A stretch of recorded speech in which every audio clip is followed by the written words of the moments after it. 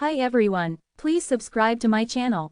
Blood Immortal Venerable. See playlist for other chapters and novels. I do not translate the novels. Credits goes to original translator and author of the novel. I only make it as an audiobook so it would be easier to just listen while doing other things. Credits goes to the author of the novel. I convert stories to audiobook for mental health, for multitasking purpose, for accessibility and time saving. Listening to audiobook is also beneficial for people who have disability. It improves our listening skills and improve our English comprehension, vocabulary and other things. So, thank you for listening. Thank you and thank you very much for your support. Chapter 1981, Eat the Slate.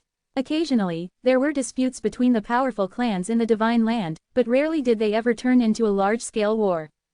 Wealthy clans on the Time Sea meant to maintain the stability of the entire Divine Land.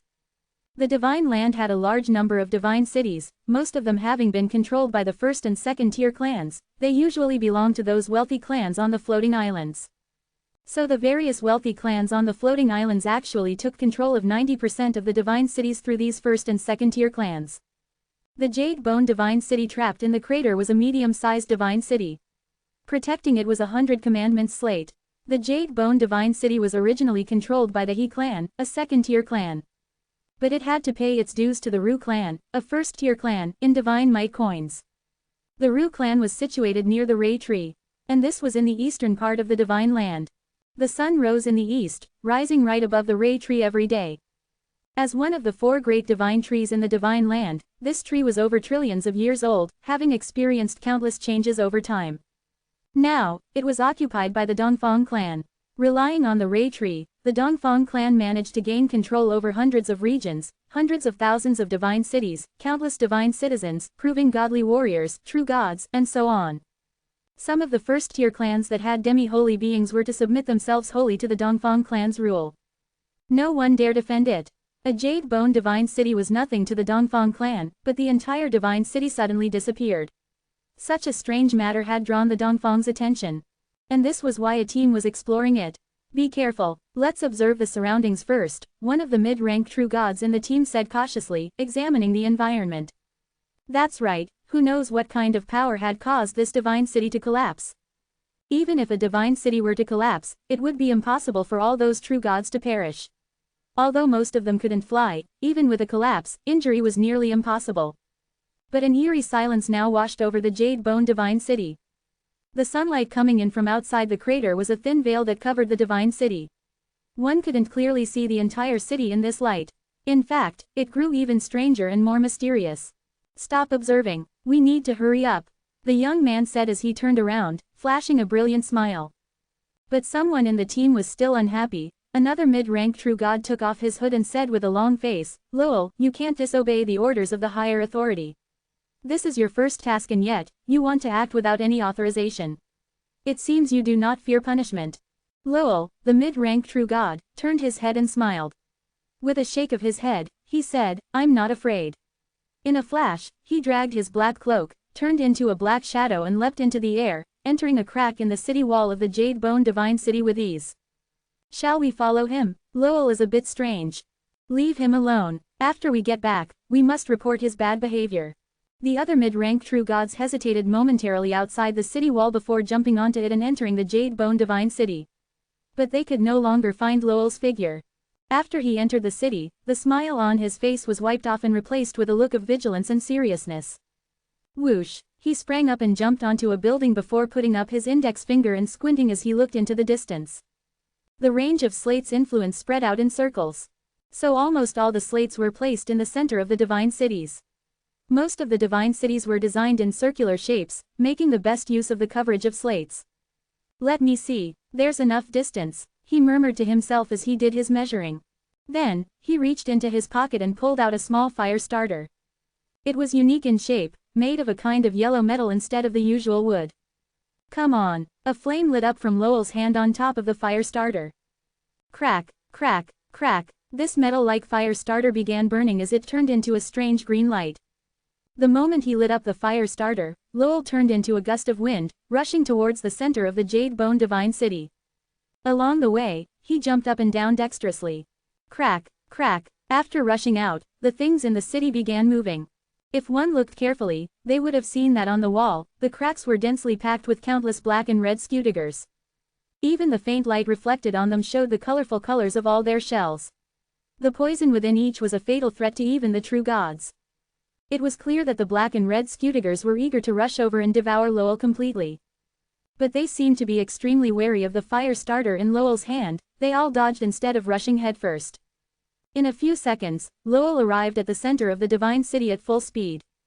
He leapt up and stepped onto the pavilion in the middle, giving one of the walls a heavy slap and shattering it to pieces. Behind the wall was a well where countless black and red scutigers were gathered. Lowell gently tossed the fire starter into the well before jumping in. Wrestle, wrestle, wrestle. The black and red scutigers scurried away in all directions, disappearing from sight in the blink of an eye. A cyan slate then appeared at the bottom of the well. Bang! And Lowell stood firmly at the bottom of the well. When he looked at the slate, a hint of joy sparked in his eyes. The 10 Commandments slate, the 100 Commandments slate, and the 1,000 Commandments slate were all very special weapons. So long as one adjusted the rules on the slate for their own protection, they could resist the enemy with just the slate's strength. But after most people came into possession of these slates, they would hand them over to their clans and build a divine city with them. Only the divine city could earn the divine might coins endlessly. It was actually quite a waste to use the slates as weapons. When Lowell found the slate, he didn't pull it out of the ground. The joy in his eyes then gradually shifted, twisting into a look of hunger and greed. He grabbed the slate and started eating it. All the slates in the divine land were of unknown origin. No clues about these slates had ever appeared in the translations of the golden Sanskrit words. And these couldn't be refined nor cut. In the past countless divine eras, even a piece of 10 Commandments slate hadn't been destroyed. But when Lowell bit on the slate, he unexpectedly bit into it piece by piece and swallowed each chunk. The fire starter went out and the black and red scutigers were crawling towards him now.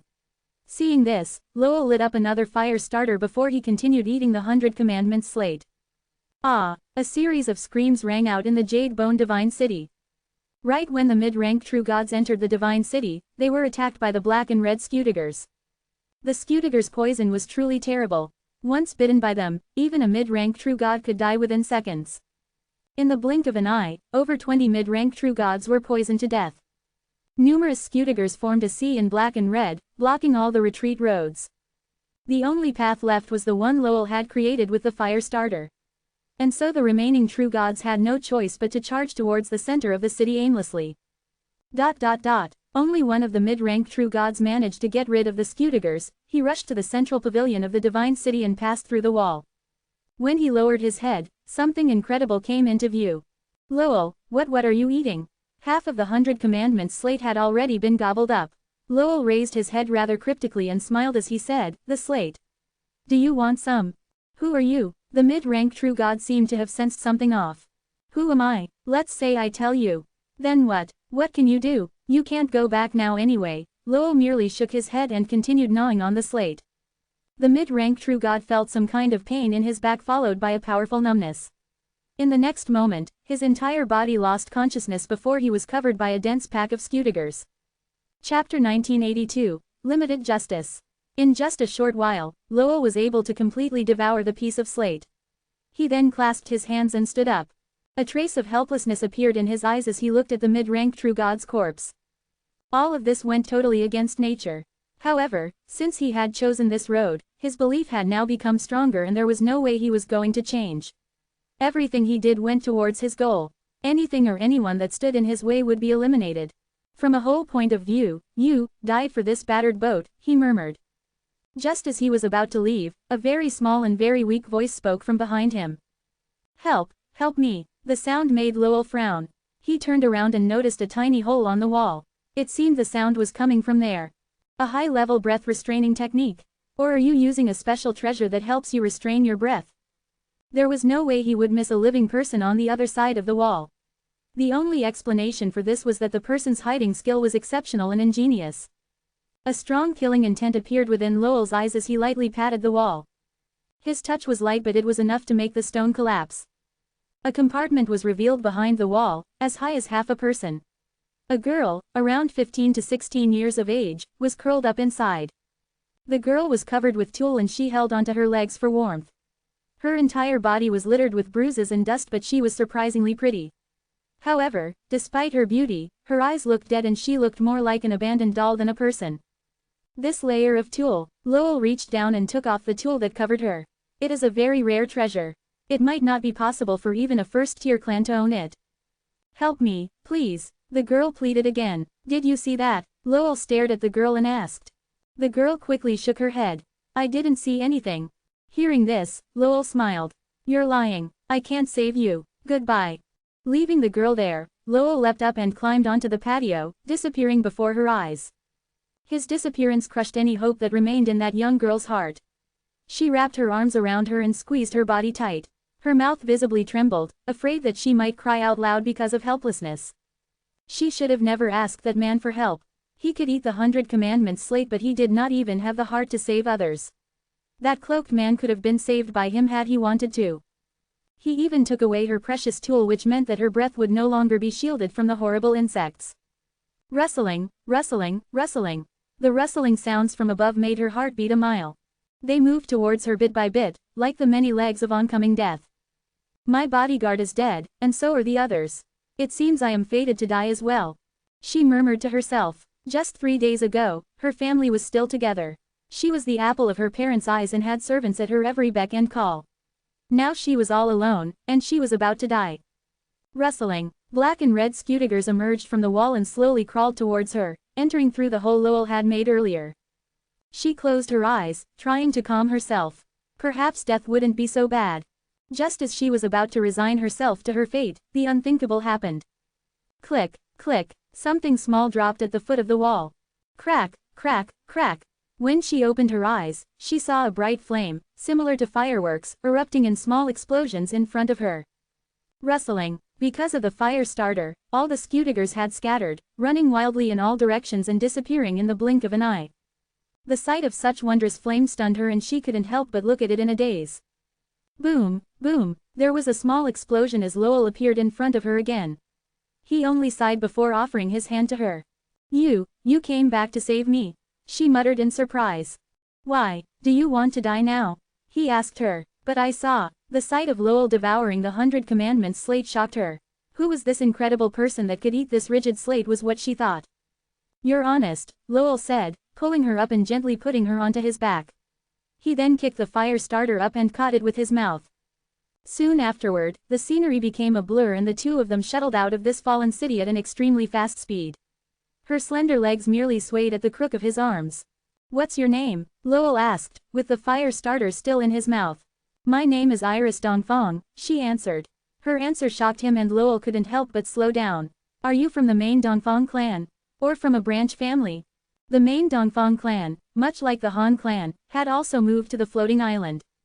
However, the situation of the two clans remained somewhat different. The Dongfang clan relied on the Ray tree, and had many branches. The main Dongfang clan led by Nicholas was indeed bigger than those branches.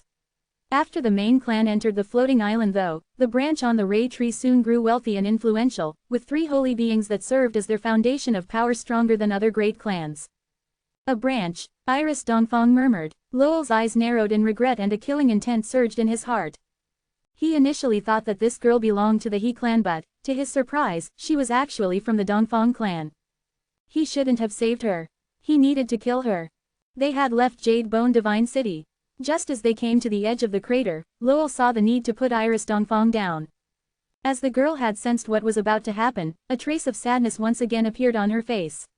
You want to kill me, don't you? She asked Lowell, looking at him straight in the eye. Yes, he replied emotionlessly. Had she been from a small clan then he might have been able to save her. However, she was a member of the Dongfang clan which completely changed everything. A look of grief crossed over Iris Dongfang's beautiful features and she could only let her eyes speak for her as she looked at Lowell sadly. He put his hand on her forehead and all she could feel was the coldness of his fingers. I can swear by my inner demon. I will always follow what you say. I won't resist or disclose your secret. Please, she continued pleading with him. Lowell practiced the justice godly way and was someone who pursued the idea of justice supremacy, but the concept of justice itself was split between absolute and limited. Even in the debate over the godly ways, there was no right conclusion. Limited justice would dictate he kill her for the greater good of more people. However, according to absolute justice, there was absolutely no reason for him to kill her. Lowell looked at her eyes as he battled himself internally. She did not say anything and merely looked back at him pitifully. Alas, Lowell heaved a sigh. Be with me from now on. Swear by your inner demon and I will not kill you. Iris Dongfang nodded and smiled up at him like a child in relief. Chapter 1983, The Truth Boat. The air on the floating islands became subtle and solemn after the astronomical transit day. Not many true gods witnessed Nicholas's angry face in person. But the things that happened on astronomical transit day were quickly spread among the various floating islands. The anonymous man's identity was finally revealed. It's Mike's son. It's quite bold of him to come here. He even bypassed the Zhang clan's supervision, and directly came to the Divine Land. What's more, he took away the Jade Seal from the hands of many consummate true gods. It's said that the Jade Seal is a fourth-grade supreme treasure of belief. Is there something going on between him and Estelle? She silenced the whole Divine Land for him. Not to mention that the lives of those consummate true gods are at his disposal, and he's just a low-rank true god. That's quite impressive. Most of the wealthy clans on the floating islands had a stable relationship. The numerous true gods worked hard day and night, shuttling back and forth in the Forbidden Lands and the floating islands. The news of the incident quickly spread through the rest of the floating islands like wildfire, because not only it involved Zen, but the demi-holy being of the Han clan was caught up in it as well. Thus, things were really on edge. Everyone was curious as to how Nicholas would react, and how the Han clan would deal with the matter, and whether the consummate true gods which were taken by Zen would return safely or not. If Zen really killed those true gods, then things were about to go south. A while later, Rochelle, Troy, Alfredo and others finally came back.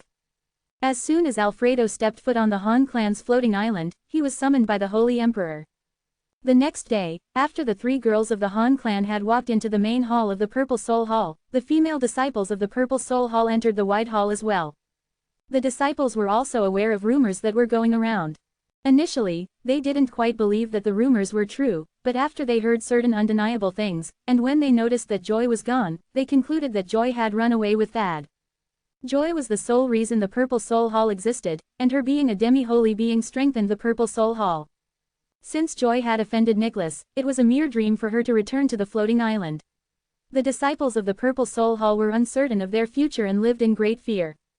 In a long velvet dress, Laquisha looked blankly at the door of the Purple Soul Hall. Elena and Kelsey appeared distraught. They both clutched Laquisha's hands tightly. Soon after, the disciples were all gathered. A while later, Alfredo appeared on the highest throne of the Purple Soul Hall and announced in a calm voice, "Since the demi-holy being of the Han clan betrayed the clan, all 30,000 of her disciples are also being regarded as traitors. As of today, the Purple Soul Hall has been dissolved and is being incorporated into the Holy Emperor City. All the female disciples of the Purple Soul Hall are expelled from the floating island. They must leave immediately." The female disciples of the Purple Soul Hall remained silent when they heard the shocking news. Alfredo gave them a cold look and then disappeared. After his departure, a sob was heard in the hall, followed by the cry of other female disciples. Soon, tens of thousands of the female disciples broke down, crying. May, who was among the crowd, looked sad. Her heart was full of guilt and remorse. If she hadn't brought Thad to the floating island, nothing would have happened, and Joy wouldn't have left. But on second thought, with or without Thad, the Purple Soul Hall still would have been dissolved. She clenched her fists as her eyes burned with rage. Our master didn't betray the Han clan. Madame Moon in the corner shouted in a piercing voice. Indeed, she didn't. How could she possibly be unfaithful to the Han clan? I mean, she's the demi-holy being of the clan. Even if they want us to leave, they can't slander our master like that. Some female disciples were quite angry, yet they couldn't find a target on whom they could vent their anger. Finally, they locked their eyes on Laquisha. Since the three sisters were from the direct line of the Han clan, they ultimately became the disciples' target. Looking at their enraged faces, Laquisha raised her hand, demanding them to calm down, but her efforts were in vain. Some female disciples were so furious that they even started insulting Laquisha and her family. Seeing that the situation was slipping out of Laquisha's hands, Madame Moon said loudly, "Everyone, be quiet. Let's see what the princess has to say." Although everyone in the Purple Soul Hall was afraid of Madame Moon, they knew that her loyalties lay with the Purple Soul Hall and Joy. Thus, they settled down. When the hall quieted down, Laquisha said gently, "You are right, Joy didn't betray us." All the female disciples were shocked to hear this. "Rather, the Han clan has betrayed her," continued Laquisha in a low voice. If the Han clan really had any pride or nerve, it would have fought Nicholas with all its might. However, her father's obsequiousness towards the Dongfang clan had let Laquisha down thoroughly. Such a clan doesn't deserve disciples like you. Since you are all expelled, I'll go with you as well. Laquisha went on. Elena and Kelsey weren't sure what was happening, as they listened to Laquisha. All of them were the direct children of the Han clan. How could they just leave? The female disciples of the Purple Soul Hall were in awe. As the princess, and one of the strongest talents of the Han clan, would she willingly abandon her clan? Laquisha had this idea the moment she saw Joy escape with Zen. She had kept it to herself until today. Sister. Laquisha, Kelsey and Elena looked at her in pure astonishment. After the Purple Soul Hall was dismissed, all the female disciples packed up and left. Laquisha did the deeds. Elena, Kelsey, and Laquisha also disguised themselves, attempting to sneak out of the floating island with the rest of the female disciples. Unfortunately, before they could leave the floating island, they were intercepted by the people of the Han clan. They were prohibited to leave the island and were strictly guarded all the time. In the side hall of the fairy palace, the hemline of Joy's light purple dress fluttered even when there was no wind. She recited the words repetitively. As a demi-holy being, she could imprint these 10,000 words in her mind at a glance, but when the next thought came to her, the words in her mind would vanish and she couldn't remember them anymore. If she wanted to memorize the truth of godly way, she could only utter the words one by one, and as long as she could hang on for more words, she could retain more of them. It was not easy even for a demi-holy being to completely learn the truth of godly way in a short time. On the first day, she could recite only 700 words. The next day, she could enumerate 200 words. Things became more complicated as she went on. The more words she accumulated, the more difficult it was for her to recite. It was not difficult to recite the words, but rather to comprehend the true meaning of the mind method. In the void sea, at the end of the godly ways, the truth of godly way was like a small boat that would lead her to the other shore. The process of understanding the truth of godly way was the process of climbing onto that boat. By the 15th day, she was able to recite about 700 words in one go, almost half of the truth of godly way. After she finished reading the words, her eyes sparkled with excitement and her face beamed with delight. She felt as if she had caught a slight opportunity, got the key point, and held one side of the boat. Chapter 1984, Truth of Cultivation Nature. The 3,000 godly ways have their own rules and are very different, Joy recited. But in the end, they all follow the natural course. It's called the truth of cultivation nature. As she murmured these words, a realization hit her. Her slender fingers moved, causing strength source and streaks of purple aura to flow out of her body and fill the side hall. In the divine land, Joy was an absolute authority on the purple aura godly way. It was the perfect godly way to make an array. When the predecessors of the purple aura godly way had cultivated it, they had nurtured all kinds of living beings using the purple aura and then set up all kinds of arrays. Then, with Mike's help, Joy had tried to spread their ideas to the world. The 4 swords change in the God's Killing Sword array was the foundation. The 32 swords change was a little more complicated and fierce. The 96 swords change, which had the maximum power, was the final and perfect form of the God's Killing Sword array. The variables and killing intent in it were all extremely horrible. In addition to the sword arrays, Joy also had other arrays like the Beasts and Dragons array, the Bird Dream array, and the Purple Spirit Strife array under her belt.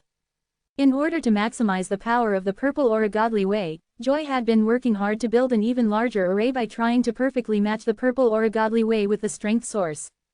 It was a massive project as there would be a lot more variables involved than in the previous arrays. Even for her, it would be an extremely difficult task to build such an array. Therefore, she hadn't made much progress even though she'd been working on it for a long time. It's difficult if one is obsessed. If you are too eager, you will only be stuck. If you spend too much time thinking, you will only have empty thoughts, she continued reciting. No obsession, no eagerness, no empty thoughts. Only then will you reach self-realization. Joy was no longer controlling the purple aura, nor was she shaping the strength source. She just let them float on their own in the side hall. As she recited the words, a strange idea popped into her mind. Invisible strength and purple aura were slowly flowing through the side hall. Sometimes, the purple aura enveloped the strength, and other times, the strength pushed the purple aura away. Like the clouds in the sky, the purple aura sometimes turned into galloping horses, and sometimes into gods and ghosts, all sorts of strange and bizarre figures. Although the arrays are mysterious, they emerge from the mind. When it comes to mystery, what in this world can be compared to the mystery of nature? Hiss, hiss. At this moment, the purple aura and the strength source began to blend with each other and lose shape as they slowly circled around Joy. This is also an array. As Joy watched this scene, her eyes lit up with excitement. Even though the array didn't seem to have a shape, it would be full of killing intent after a little change. If she poured more strength source and more purple aura into it, the power of this array would be unimaginable. The name of this array. Joy frowned after pondering over it for a while. It seemed that the formless array had suddenly lost its killing intent. It turned into a mess and had no natural rhythm at all. She patted her own forehead and shook her head with a smile. This is the will of nature. If I impose a name on it, it will have a form and a restraint, and it will even lose its nature. Then, she dispersed the purple aura and the strength source and gently put aside the truth of godly way deciphered by Jeffrey before opening the door of the side hall. Half a month had passed. When she opened the door, a ray of morning light shot in. The world that she saw was no longer the same as before. The trees, sun, and the fish in the pond all contained a natural law and a sense of truth now. Only handmade structures like the pavilions, the terraces, and the towers looked dull. Whoosh, whoosh, whoosh. In the pavilion beside the pond, dressed in white clothing, Jeffrey was practicing with a spear. Jeffrey and the spear were both ordinary, but Joy was nevertheless surprised when she saw him thrust his spear into the air. Joy thought that although Jeffrey was good at the art of spear fighting, he wasn't excellent yet. However, there was a faint trace of truth of cultivation nature in his movements, and it was this wisp of truth of cultivation nature that made Jeffrey's spear fighting extraordinary. That makes sense. He has deciphered the truth of godly way and can recite over 1,000 words of it. So, he partly understands the truth of cultivation nature. This kid is only 16 years old. Although his cultivation base is not that high, he can understand a little bit of the truth of godly way. In the future when he grows up, he might become even more powerful than his father. Joy marveled inwardly. As she approached him, she saw that his face was red with anger. With a curious look, she asked, "Jeffrey, where's your father?" "He's sleeping." Then, Jeffrey continued to wave his spear, which whistled like a wheel. He had thought that the fairy palace would become more lively following his father's return.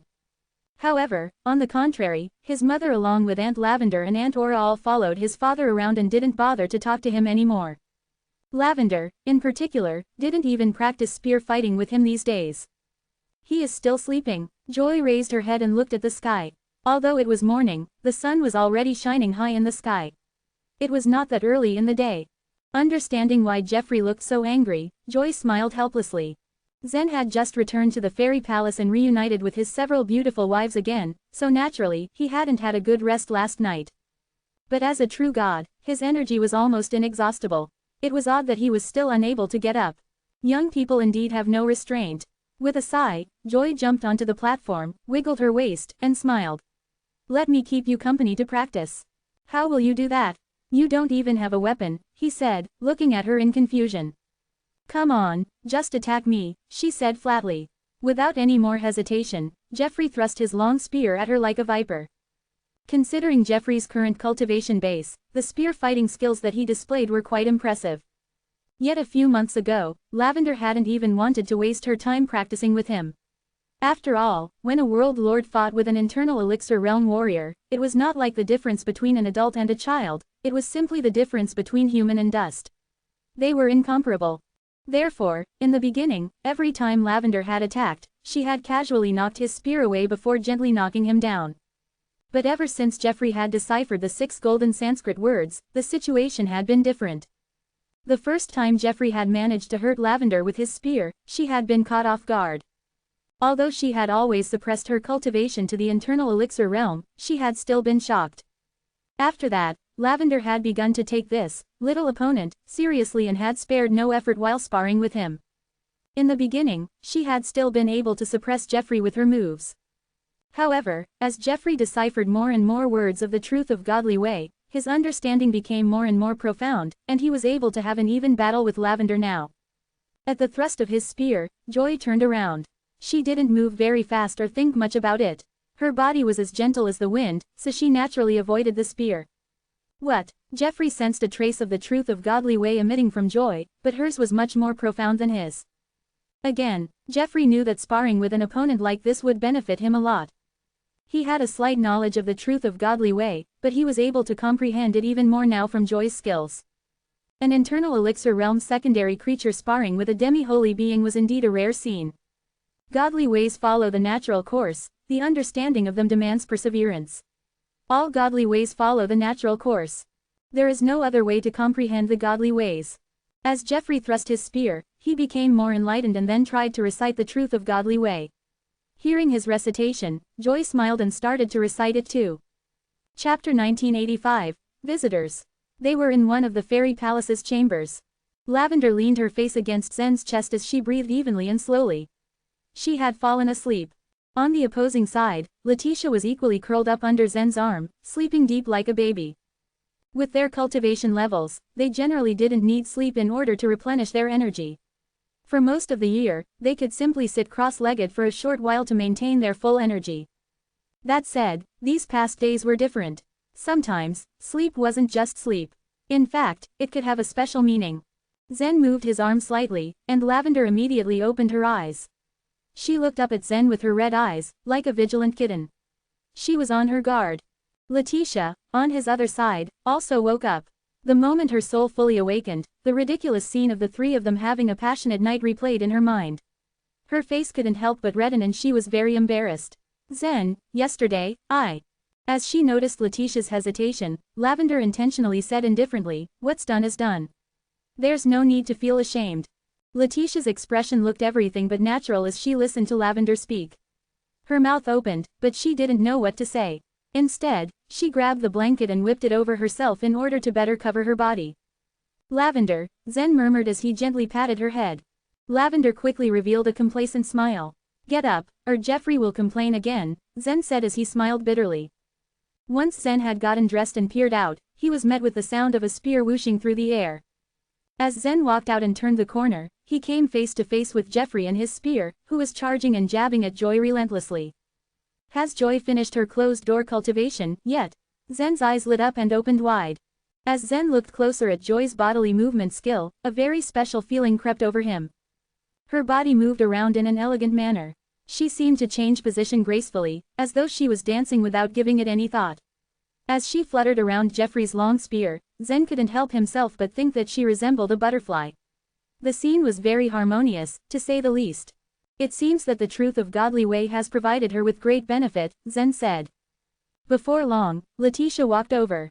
When she saw Jeffrey making an attack at Joy while muttering something, she raised her eyebrows in surprise. She was always worried that Jeffrey would get hurt. Luckily, Joy and Jeffrey only sparred with each other for a short while. When Joy noticed Zen, she flicked her spear away and, without a moment's hesitation, she walked over to him. "Congratulations, Joy, you have comprehended the truth of godly way," Zen said cheerfully, a toothy grin spread on his face. She glanced at Zen, shook her head and said, "Not yet. I've only comprehended half of the Sanskrit passage on the truth of godly way, actually. But you really seem to have a good time after returning to the fairy palace, huh?" Letitia couldn't help but overhear the conversation and was immediately embarrassed. Zen's grin faded a little. He knew that Joy was going to lecture him as the elder she was. At that very moment though, a loud vibration sound suddenly came from outside the fairy palace. Boom, boom, boom. It sounded as if countless huge animals were running crazily outside.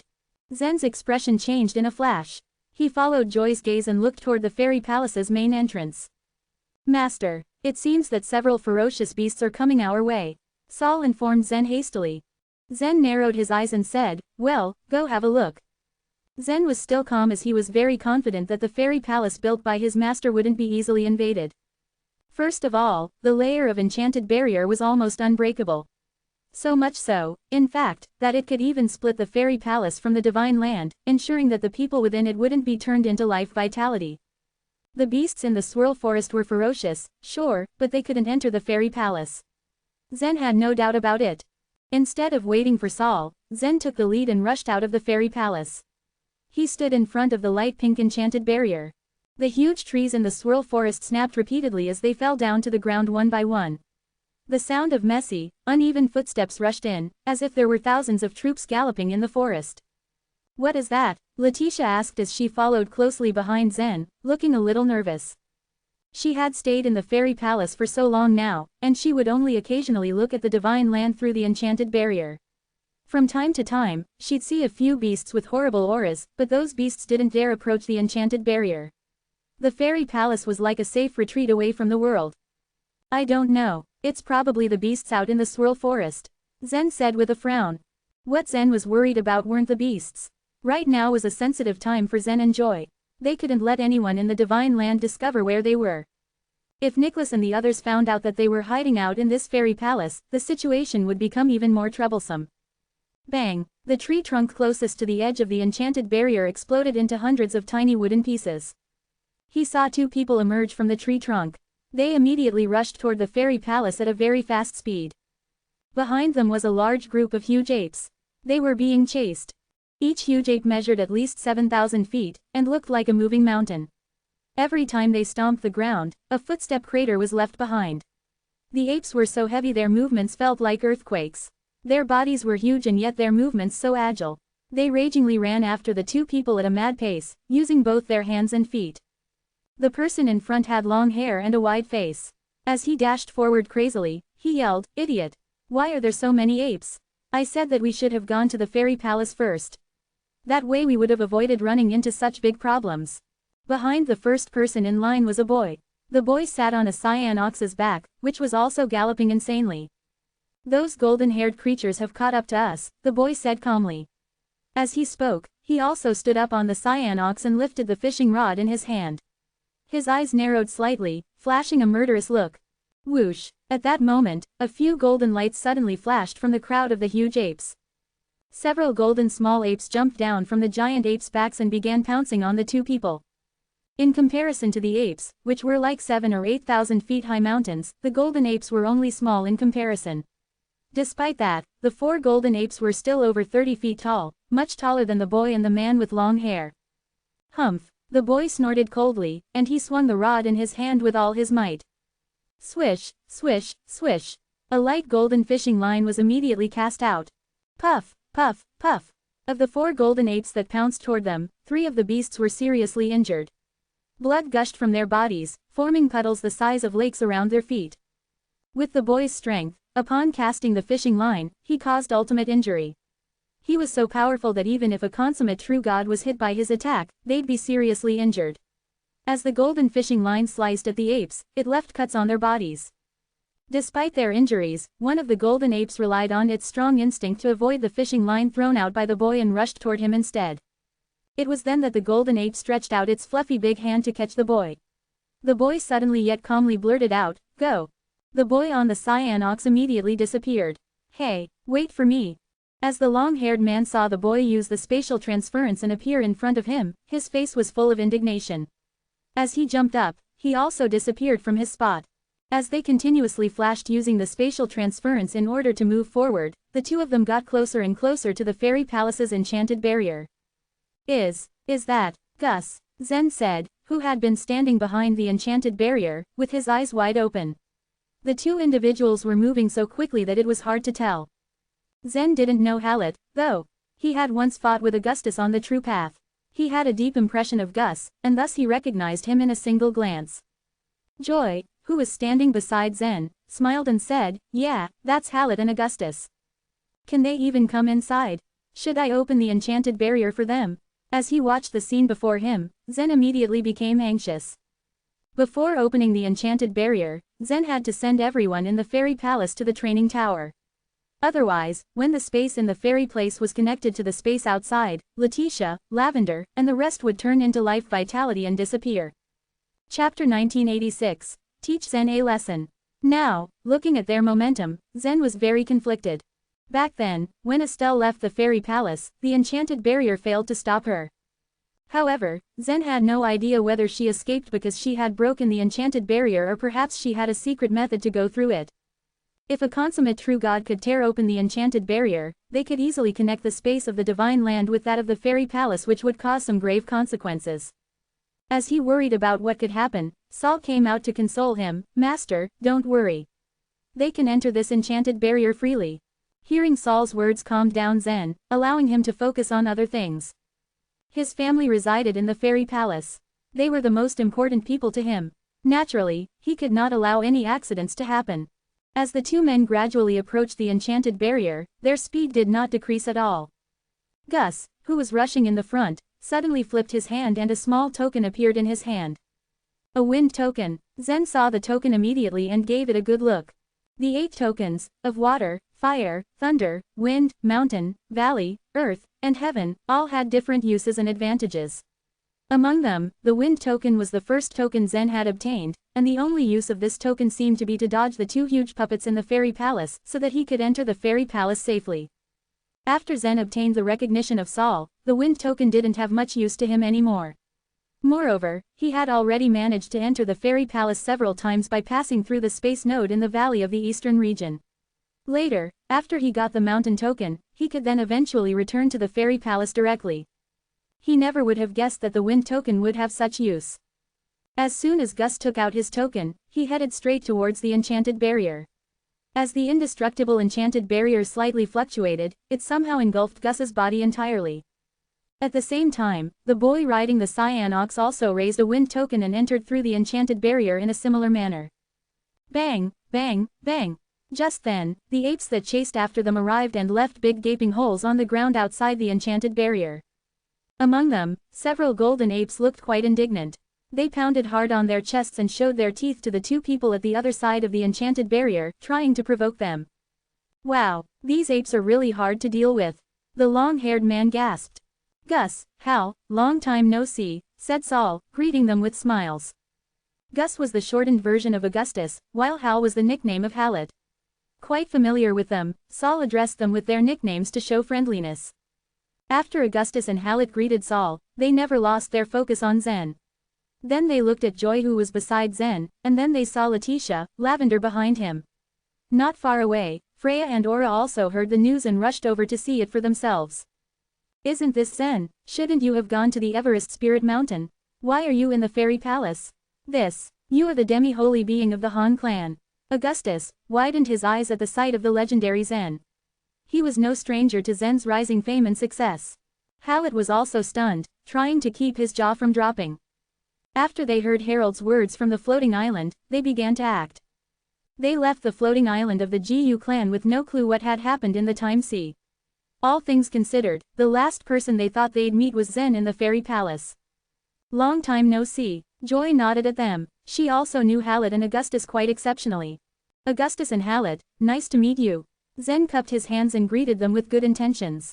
Although he had heard of them long ago, this was the first time the 3 had ever gathered in person. After the short greeting, Zen casually invited them inside to have a friendly chat. Wait, Augustus suddenly waved his hand and took a look at Zen with fierceness in his eyes. Zen, I remember I said before that after you went to the Divine Land, I would spar with you. Hearing this, Hallett curled his lips. He knew Gus's personality, always ready to get what he wanted without ever caring about the appropriateness or the occasion. However, Hallett didn't stop him. Augustus was rash, but he also knew when to stop. For some reason, Hallett was also curious about Zen's strength, and if he was worthy enough to be entrusted with the entire fairy palace. But before Zen could even answer, Augustus' body disappeared in a flash and reappeared right behind Zen. The clone left in the true path by Augustus was not that powerful. Now, he was fighting Zen with his level of a consummate true god. Phew, as soon as Augustus appeared behind Zen, he flipped his hand and brought down his arm without any hesitation. In the time sea, Zen had relied on the Jade Seal to suppress all of the consummate true gods, but he was only a low-ranked true god who had proven a godly way recently. The gap between his strength and the strength of a consummate true god was enormous. He had no idea how he could avoid this upcoming attack. Before he could react, Augustus' hand had hit Zen's back with a huge pounding force. Bang! With the huge force against him, Zen's entire body involuntarily fell forward. Seeing that he was about to fall, he put his hands on the ground, did a somersault, and then stood firmly onto the ground like nothing had happened. Gus, now is not a good time to spar. However, it was as if Augustus didn't hear a thing. He gritted his teeth and laughed sinisterly. You didn't give me a chance to talk last time. On the true path, Zen was afraid that Augustus would counterattack, so he cut off the body Augustus had left on the true path. It was not until the body which was formed by dark and light energies only had half part left that Zen allowed Augustus to speak. Ever since then, Augustus had borne a deep grudge against Zen which was not going away anytime soon. All he wanted to do was teach Zen a lesson. Once he finished speaking, Augustus disappeared once again. Bang! A punch to Zen's stomach sent him flying backwards and against a wall. But before Zen could even land on the ground, Augustus flashed and actually appeared under Zen. He then threw a forceful uppercut that sent Zen on another whirlwind of pain. Bang! Bang! Bang! Augustus' body constantly flashed in the air. Zen was like a ball in the air, thrown by him back and forth, without any strength or willpower to fight back. Zen seems to have nothing special, said Hallett with a chuckle as he looked at Zen in the air. He seems to only be good at sustaining beatings. Hey, stop it, who do you think you are? How could you beat him as soon as you met each other? That's just immature. Seeing things unfold so quickly, Letitia felt very sad for Zen who was being made into a ball. On the other hand, Lavender didn't say a thing. Although she couldn't tell how powerful the two were, she didn't feel that Augustus bore any ill attention. Despite how it seemed, she could tell that his attacks were well controlled and not intended to harm Zen. Bang! Bang! Bang! As Zen was hit back and forth like this, he began to feel a little nauseated. It was a good thing that he had the redemption armor, so he wasn't hurt by Augustus' attacks. But despite this, he was not at all pleased to be fooled around in such manner. However, he couldn't even see Augustus considering his speedy movement. How could he fight back? He's at the back, Zen thought. As he struggled in midair, he turned around and tried to grab Augustus by the neck. He was thinking of all the things he'd do to Gus when he finally captured him. Lucky for him, Zen was right. However, Augustus began to float away from Zen and appeared above him. He was about to stomp on Zen. 8 smoky melodies. Because he was so dizzy and tired of this game, Zen had no choice but to use 8 smoky melodies. He floated like a piece of paper. Does it work? Remember, this is the cultivation method I recommended for you. Augustus let out a loud laugh, trying to stomp onto Zen's body with no mercy. But the moment his foot collided with Zen's body, he felt something wrong. He saw a trace of incomprehensible truth from Zen, and his face began to show fear instead of excitement. With that trace of truth, together with the bodily movement skills of the 8 smoky melodies, Zen dodged Augustus' foot with no extra movements. Just then, he stretched out and gripped Augustus' leg firmly. Gus, he smiled, I guess it's my turn now. Chapter 1987, Truth of Dark and Light Chaos. Still in the air, Zen sent Augustus spiraling down with a roll of his body. He had been preparing for this for a long time.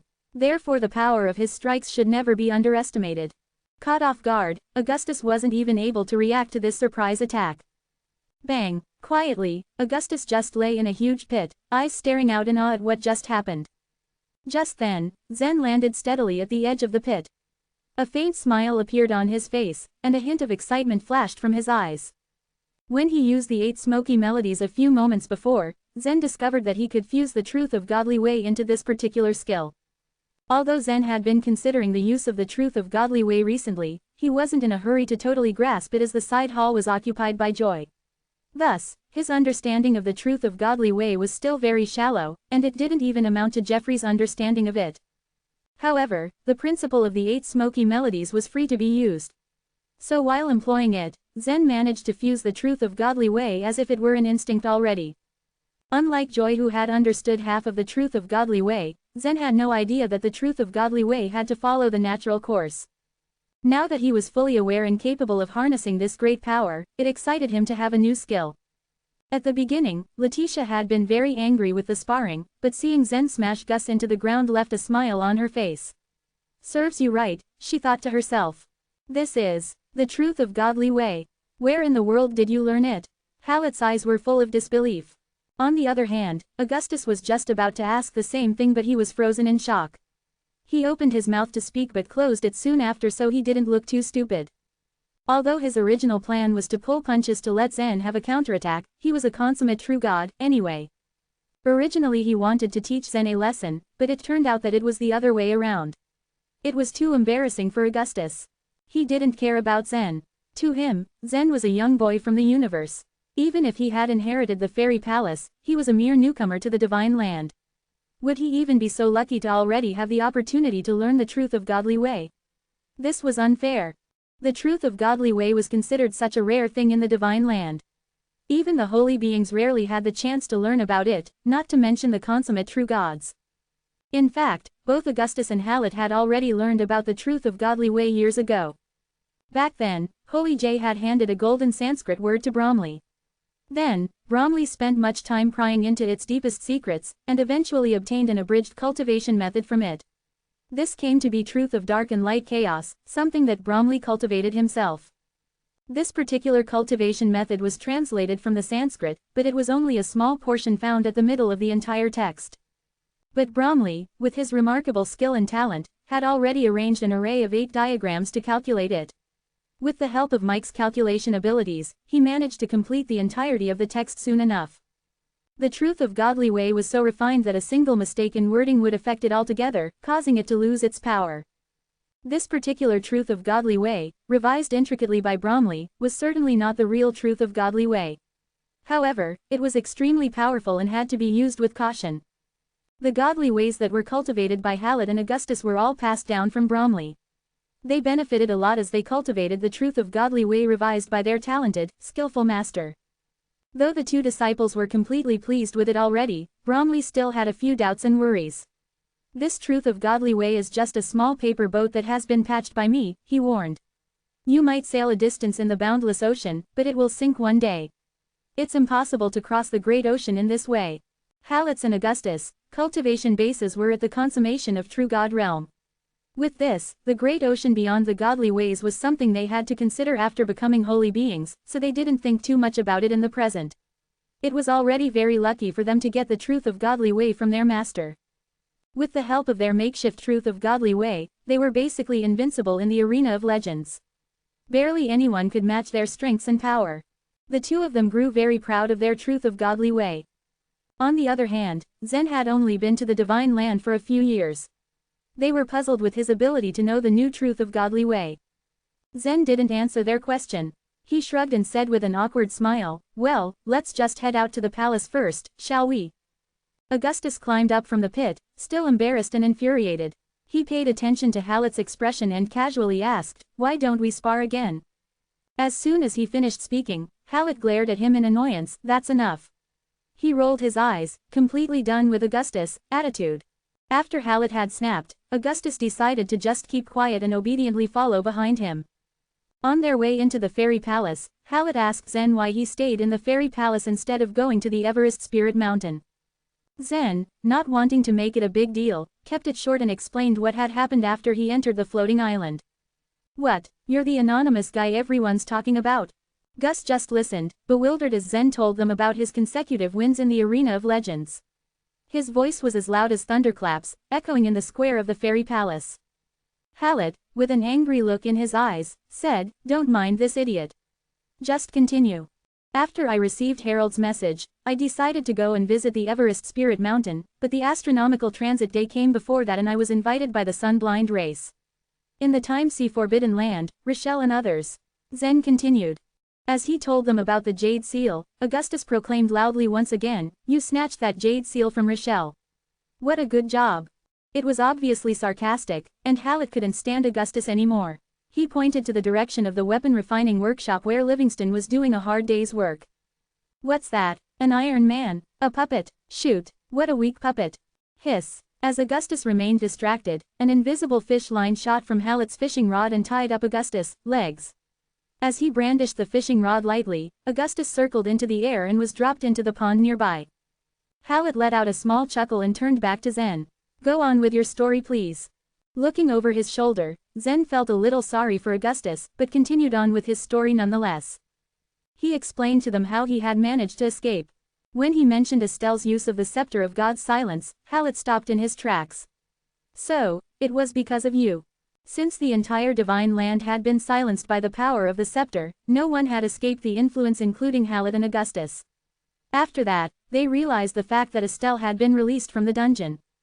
But, if I may ask, where did you learn the Truth of Godly Way?" Hallett had been waiting to ask that question since he saw Zen use it the first time. He knew how difficult it was to get the Truth of Godly Way, so he was really curious as to how Zen was able to get it. Even though many of the golden Sanskrit words had already been discovered, only a few of them were deciphered correctly, while only a handful were considered valuable. "I think I should be thanking my son for this," Zen said with a proud smile. Hearing this, Hallett's eyes grew wider and he was struck with confusion. Although he didn't say anything about it, he already knew that Zen had moved his family here when he saw the several beautiful women residing in the fairy palace. Zen had the right to do this, so no one really bothered him for doing so. But did the truth of godly way have anything to do with Zen's son? A few minutes later, Zen led Hallett into the side hall. He pointed at the golden Sanskrit words hanging on the wall and said, "The truth of godly way was deciphered by my son from the golden Sanskrit words left by our master," he explained. "I actually didn't know this until I returned to the fairy palace." Hearing this, Hallett's jaw dropped and he let out a little gasp. His gaze fell on Jeffrey, who was not too far away from them. "He is only 16 years old," Hallett processed. "How was he able to decipher the golden Sanskrit words?" Joy smiled softly. She had felt the same way earlier. She said, "Why not ask him to write a translation for you?" She neatly tucked away what Jeffrey translated for her, not wanting to share it with the rest. On the sidelines, Jeffrey grew quite curious about Hallett all along the way as he watched him riding his ox and throwing Augustus into the pond.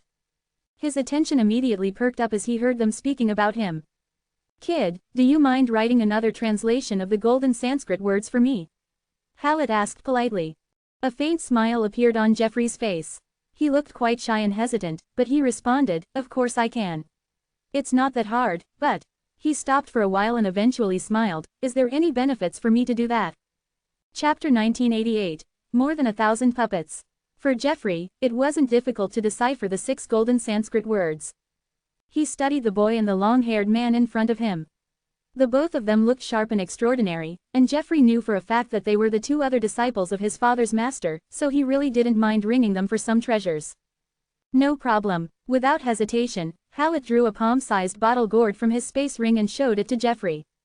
It was a purple-golden color and had 2 green leaves by the end of its vine. "What does it do?" Jeffrey asked curiously. He was very excited to see the bottle gourd, but he tried his best to appear nonchalant. "This is called the purple-golden creating gourd. It has a world inside it, and it can make you double the result with half the effort when you are cultivating," said Hallett.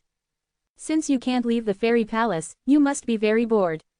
The world within the purple-golden creating gourd is much larger than a great world, and there are countless secondary creatures in it. Moreover, there is a large lake in the purple-golden creating gourd filled with erosive water. If you drive the purple-golden creating gourd to absorb an ordinary low-rank true god into it, they would be incinerated in an instant. More importantly, you can use this purple-golden creating gourd without refining it."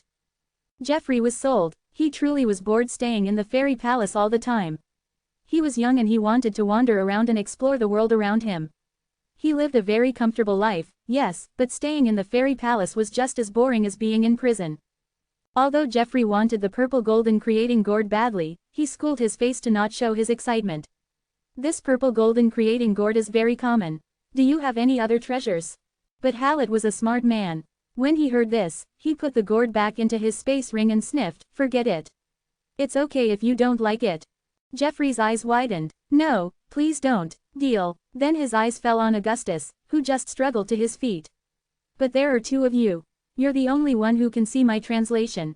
Hallett turned to Augustus and smirked. "You have a lot of scrap metals, don't you? Pick one for this little boy." "I don't accept scrap metals." Jeffrey huffed. "Don't listen to him. They are not scrap metals," Augustus said unhappily before giving Jeffrey a toothy grin. "Well, I'm also very generous. I'll give you a puppet for combat." Swoosh. As soon as he patted his pocket, a brown light flashed and a 10 feet tall humanoid puppet appeared in front of them. The puppet's bronze body glinted under the light. It looked like it had been aged for a long time and its body gave off the feeling of extreme power. "This puppet looks amazing." It looked amazing, indeed. Even Zen felt a bit jealous as soon as he saw it. He wanted one too. "Bromley has mastered the best puppet techniques, and his disciple has mastered them as well," exclaimed Joy excitedly, admiration swimming in her eyes. Bromley was a miracle in the eyes of many holy beings. He was almost omnipotent in pill and weapon refining, and he had no difficulty in doing pretty much anything. Plus, his attainments in puppet refining were also profound. Augustus' heart swelled when he heard her praise. "Master Joy, one doesn't need to become its master to use it. Its combat strength is equivalent to a mid-rank true god's. I have many other powerful puppets. Do you want to see them?" "Really?" Joy asked with great interest. "Please don't, please don't." Hallett interrupted when he heard Augustus' offer, but it was too late.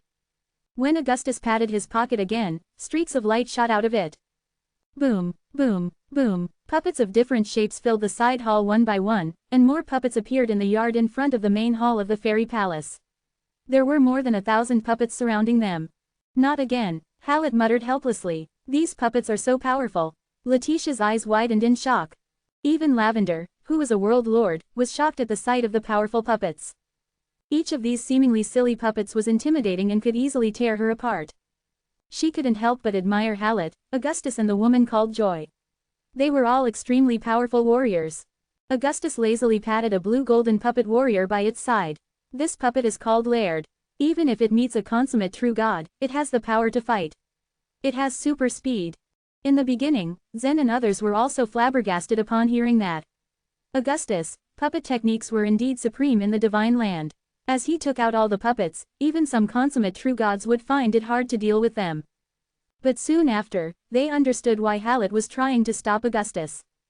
This guy seemed to be in a state of intoxication after he released the puppets. He introduced the puppets one after the other in detail. If Augustus were to introduce all of the puppets in detail, it'd be 2 days before he finished. Enough, Hallett shouted, unable to bear it anymore. Put these puppets away. Whoosh. He lifted the fishing rod in his hand, and an invisible line spread a terrible wave. Knowing well that his words fell on deaf ears, Hallett got ready to fight Augustus again. Augustus, on the other hand, looked at the puppets sadly. It had been a long time since he had the opportunity to show his puppets to others. How he wished he could show off in front of Zen. Scowling at Hallett, Augustus reluctantly patted his waist. In an instant, all the puppets turned into streaks of light and returned to their place in his pocket. Now, the space around them was empty save for the one puppet beside Geoffrey. Geoffrey touched the puppet beside him carefully. Master Augustus, you say the puppet is more powerful than a mid-rank true god. Won't it defeat my father if I control the puppet? Defeat your father? Augustus glanced at Zen and smiled wryly. It was true that with this battle puppet, one could defeat an ordinary mid-rank true god.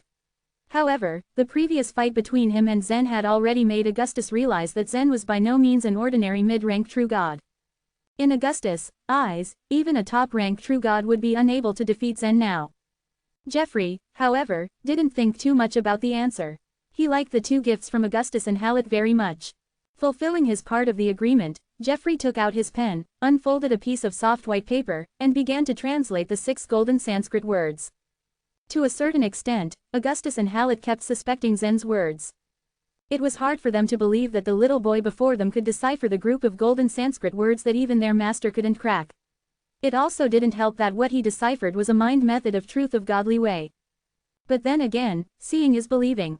So when Geoffrey started writing the words one after the other, they recited them.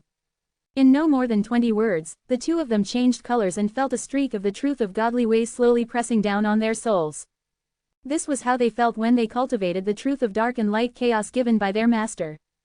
However, in the opening chapter of the truth of dark and light chaos, the truth of godly way was not very strong, and it was far from being as powerful as that contained in the words written down by Geoffrey. Chapter 1989, Non-Combat Zone.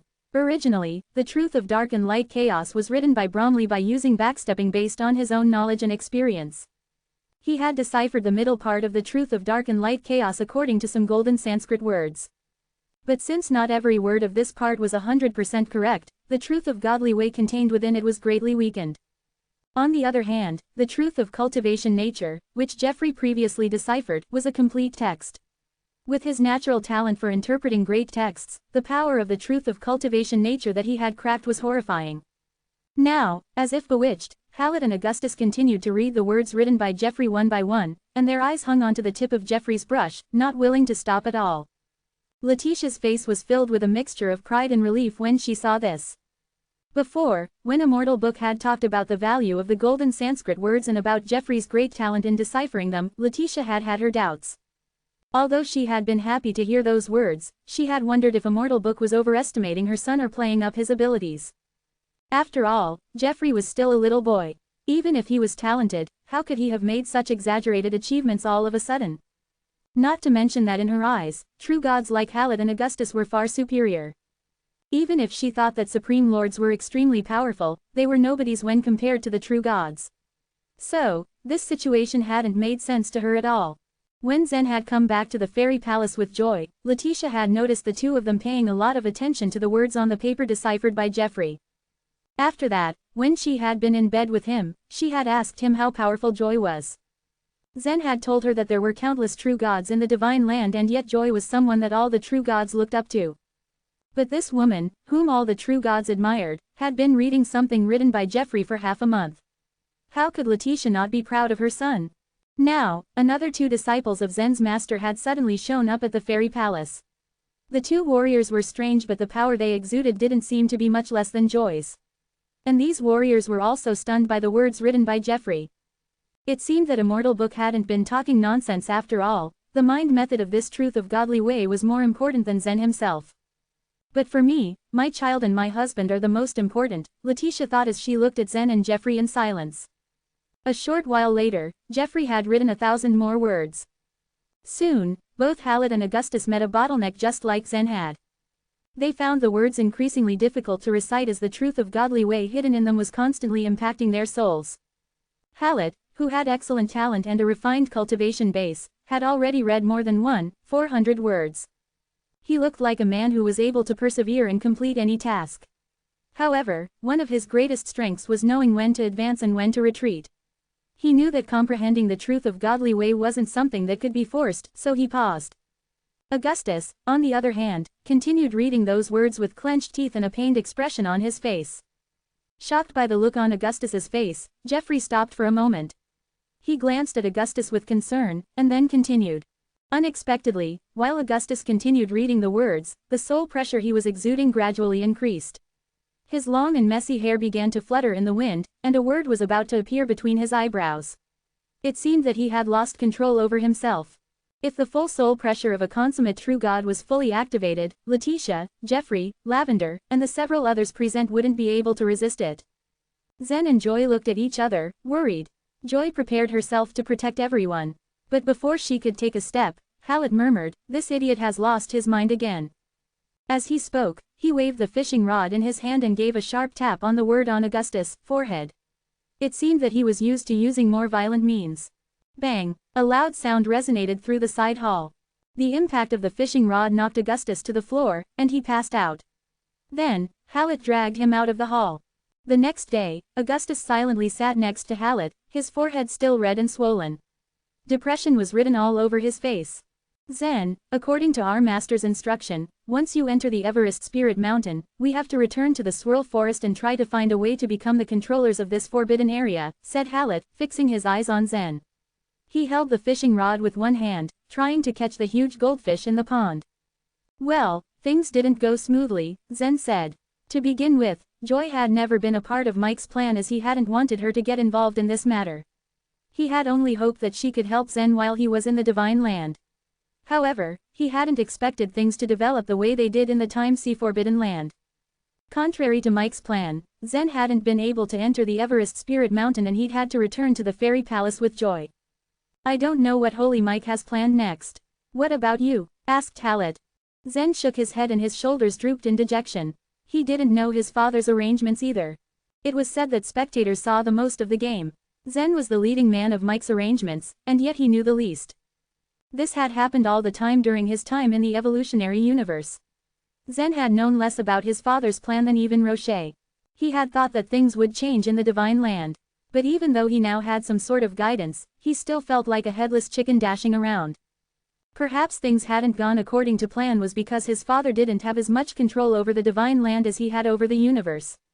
Whatever it was, Zen had been unable to smoothly enter the Everest Spirit Mountain.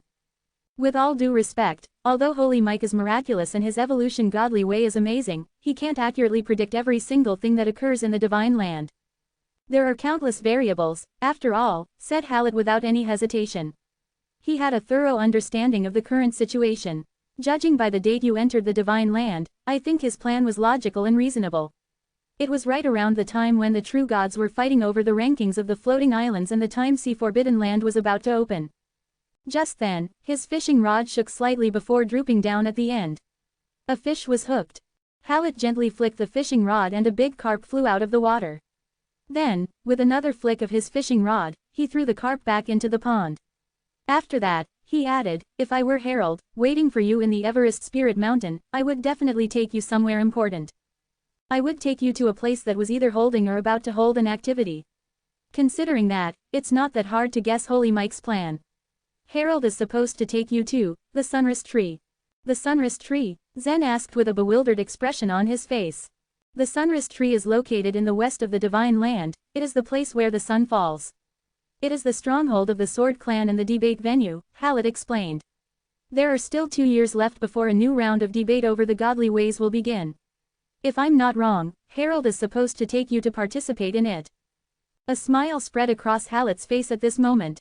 Maybe Harold has some truth of godly way to teach you. But your father made a mistake. You didn't go to Everest Spirit Mountain. And what is more surprising is that the truth of godly way decoded by your son is probably more powerful than what your father has prepared for you. Augustus couldn't help chipping in after keeping silent for a while. Shut up, Hallett warned coldly. Augustus fell into silence again. Apparently, Hallett always had a way to deal with Augustus.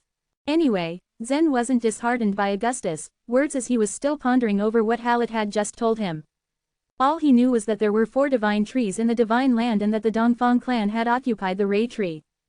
The Sword Clan, which ranked second among the wealthy clans on the floating islands, also possessed one of the divine trees, the Sunrise Tree. So you're saying that Harold will definitely go to the Sunrise Tree? Zen asked. I think so, answered Hallett. What Zen cared about was not Harold, but Yan.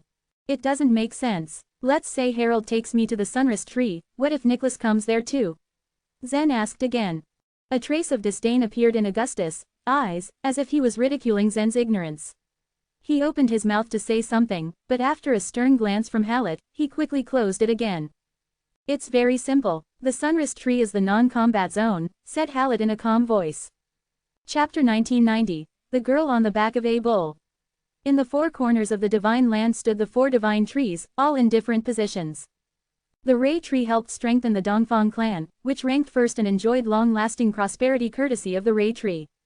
The Sunrise Tree was located in the west of the Divine Land, where the Sword Clan lived.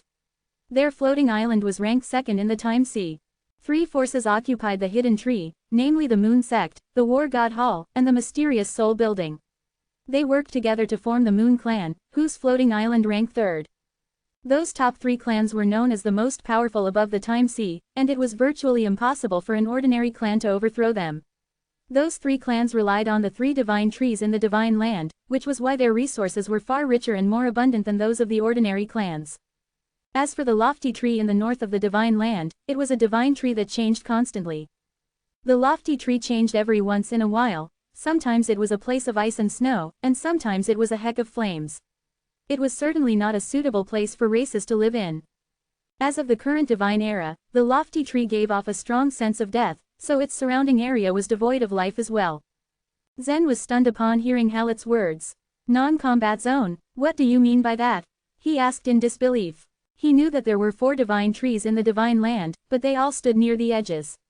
He had never been to those places yet. There is a miraculous thing in the area of the Sunrise Tree. When this thing is activated, no one is allowed to fight within the area, Hallett answered. No one is allowed to fight within the area. Zen was confused. Will I be punished if I fight someone else? Battles were not allowed in many areas in the Divine Land. The stone slabs would punish anyone who offended the rule. Such a thing was rather common. It's not like what you think. It's impossible to fight in the non-combat zone. If you enter the non-combat zone, you will be infected by a strange atmosphere and you will not be able to fight with others, Hallett said with a smile. Not even holy beings are exempted. Right, even holy beings are not exempted, Hallett nodded. I'm aware that you don't understand that feeling right now, but you will know when you are in the zone. The non-combat zone is quite unique. True to Hallett's analysis, the time when Zen had entered the Divine Land was very important. His father would definitely have things planned. If he based his speculations on the timeline, then he would absolutely participate in the debate over the godly ways next. He wondered whether Harold and Yan would go to the non-combat zone. The Everest Spirit Mountain was a vast land. The mountain range was 10,000 miles high, spreading around one circle after another. A tall, impossibly huge mountain stood in the middle of the mountain range. That humongous mountain was the famous Everest Spirit Mountain. Generally speaking, low-rank true gods could only explore the surrounding mountains around the Everest Spirit Mountain most of the time. At that moment, a patch of a green ancient forest in the middle of the mountain range shook violently. Swish, swish, swish, but that was not all. 3 figures suddenly shot out of the ancient forest and dashed down the mountain. "You guys run, I'll guard the rear," said a mid-rank true god with a large saber in his hand. He was heavily wounded, and blood had stained the pristine white of his robe. He was more than exhausted that he now relied on his extremely strong willpower. "No, let's run together," another mid-rank true god yelled back. A small avalanche of dirt rolled along the slopes as the 3 mid-rank true gods ran down the mountain ridge. Just then, the ground seemed to quake with thunderous footsteps. About 8 fierce bulls came out of the woods and headed straight for them. The red-eyed bulls were thickly muscled, and their sharp horns emitted wisps of black flames. Despite their huge bodies, the bulls were quite agile on the rocky mountain slope. They even rushed towards the mid-rank true gods in a swift and nimble manner. Those bulls were classified as third-grade beasts in the Everest Spirit Mountain, the brutal bulls. They were found all over the Everest Spirit Mountain. They were hot-tempered, rough and thick-skinned, and had a strong hatred for others. Very few true gods were willing to go near these brutal bulls. Those 3 men were the true gods of the Bai clan, one of the wealthy clans on the floating islands. They had lost contact with their clan members while they explored the Everest Spirit Mountain, and their encounter with the bulls was not the first time they had been in danger. They never expected to come across the brutal bulls, and they had no choice but to run away as they were no match for those beasts. After the 3 of them had run dozens of miles on the uneven mountain ridge, their leader suddenly halted. "What are you doing?" one of the true gods questioned. "There is no way ahead of us," he answered. There in front of them was a deep and huge canyon. Good heavens! If the canyon was in some ordinary mountain range, then it would be nothing to the 3 mid-rank true gods. It was true that the mid-rank true gods couldn't fly, but those true gods from powerful clans had their own means. They weren't afraid of heights that were even hundreds of thousands of feet. The canyon in the forbidden area of the Everest Spirit Mountain, however, had water flowing from the unknown. Anyone who fell into the water would never return. If the 3 of them jumped, then they would surely die. Boom, boom, it wasn't long before the brutal bulls finally caught up to them. The bulls' footprints left traces of black flames as they continued to press forward towards the 3 mid-rank true gods of the Bai clan. "Brother, what should we do? Shall we jump into the water?" "No, if we jump, we'll be dead for sure. We should fight against these brutal bulls. Maybe one of us can escape." With those words, the 3 of them all brought out their best weapons to fight for their lives. Red filled their eyes as they prepared to really fight for their lives. After a while, things slightly changed. The group of brutal bulls now walked towards them slowly instead. The beasts occasionally glared at them with their fiery red eyes, but they didn't attack. The 3 mid-rank true gods finally cooled down. They looked at each other in confusion. They had no idea what was happening. What happened? Why didn't they attack us? The brutal bulls are not intelligent creatures, and they also don't have wisdom. Something is wrong. At that point, a clear, commanding voice cut through the air. "Hi, which clan are you from?" A light pink cloth shoe gently tapped on a hard surface.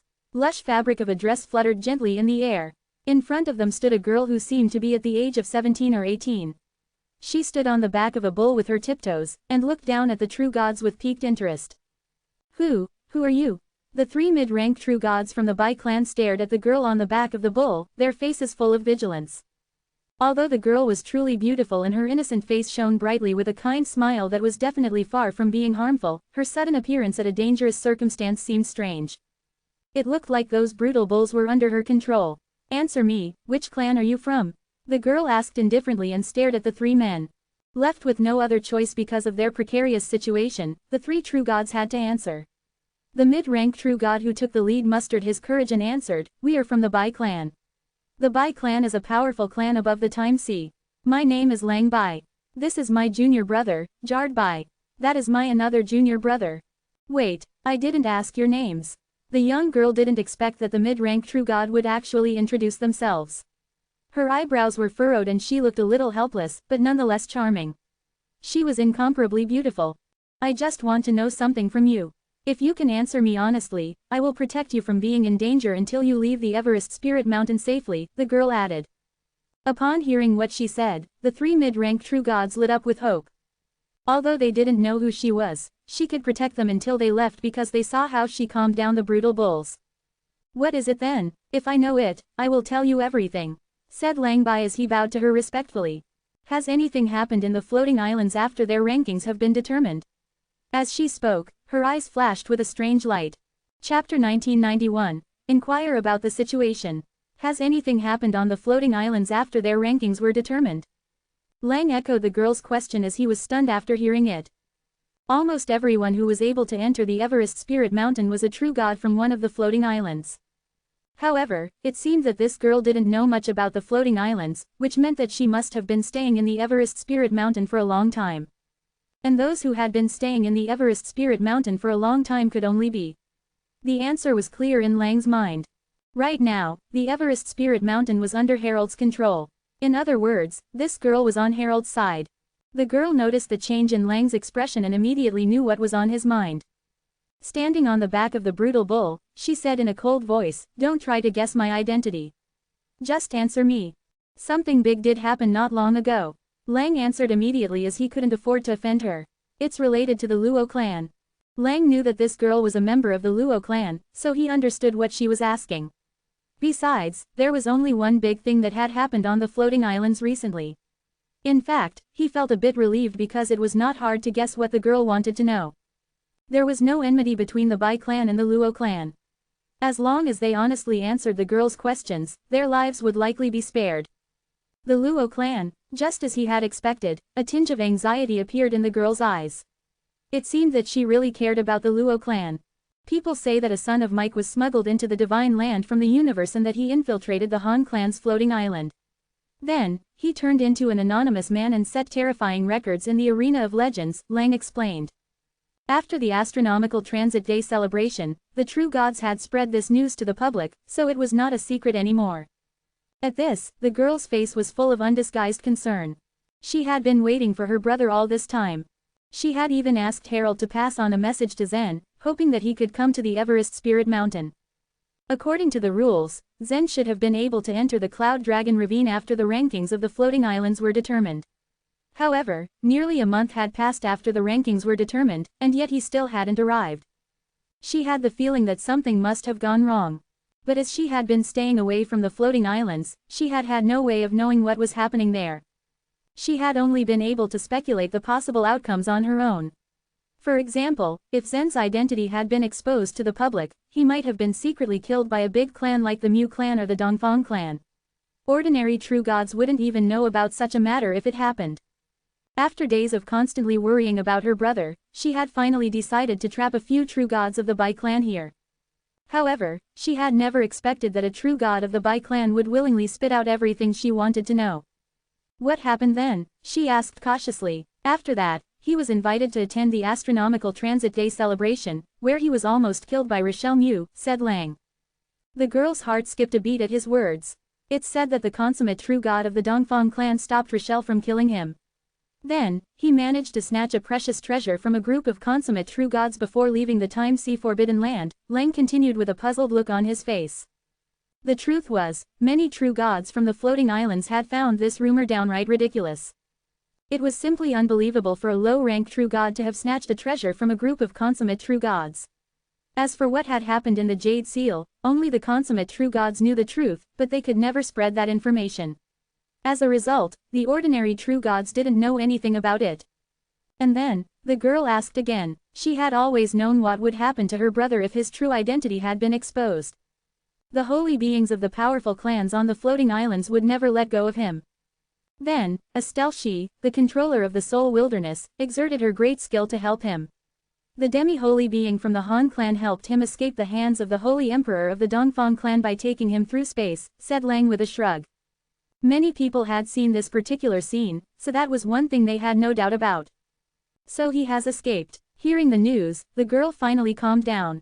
She took a deep breath, and a peaceful smile appeared on her face. Can you let us go now? Asked Lang. The girl nodded. Then, 3 brutal bulls slowly walked toward the 3 true gods. The mid-rank true gods of the Bai clan became nervous when they saw the 3 brutal bulls.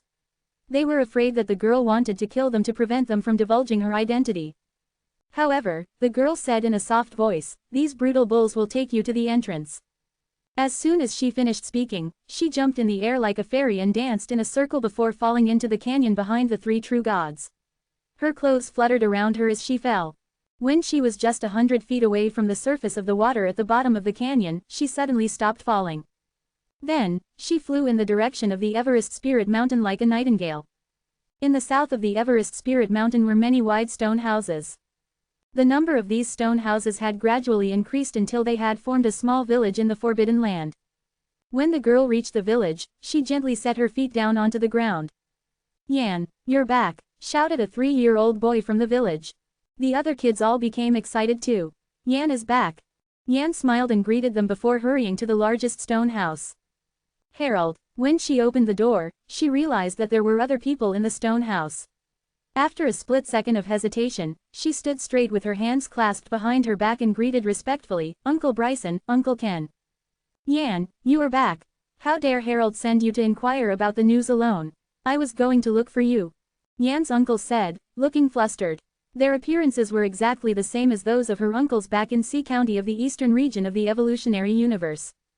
So naturally, when Harold had brought Yan to the Everest Spirit Mountain for the first time, she had been frightened upon seeing her two uncles.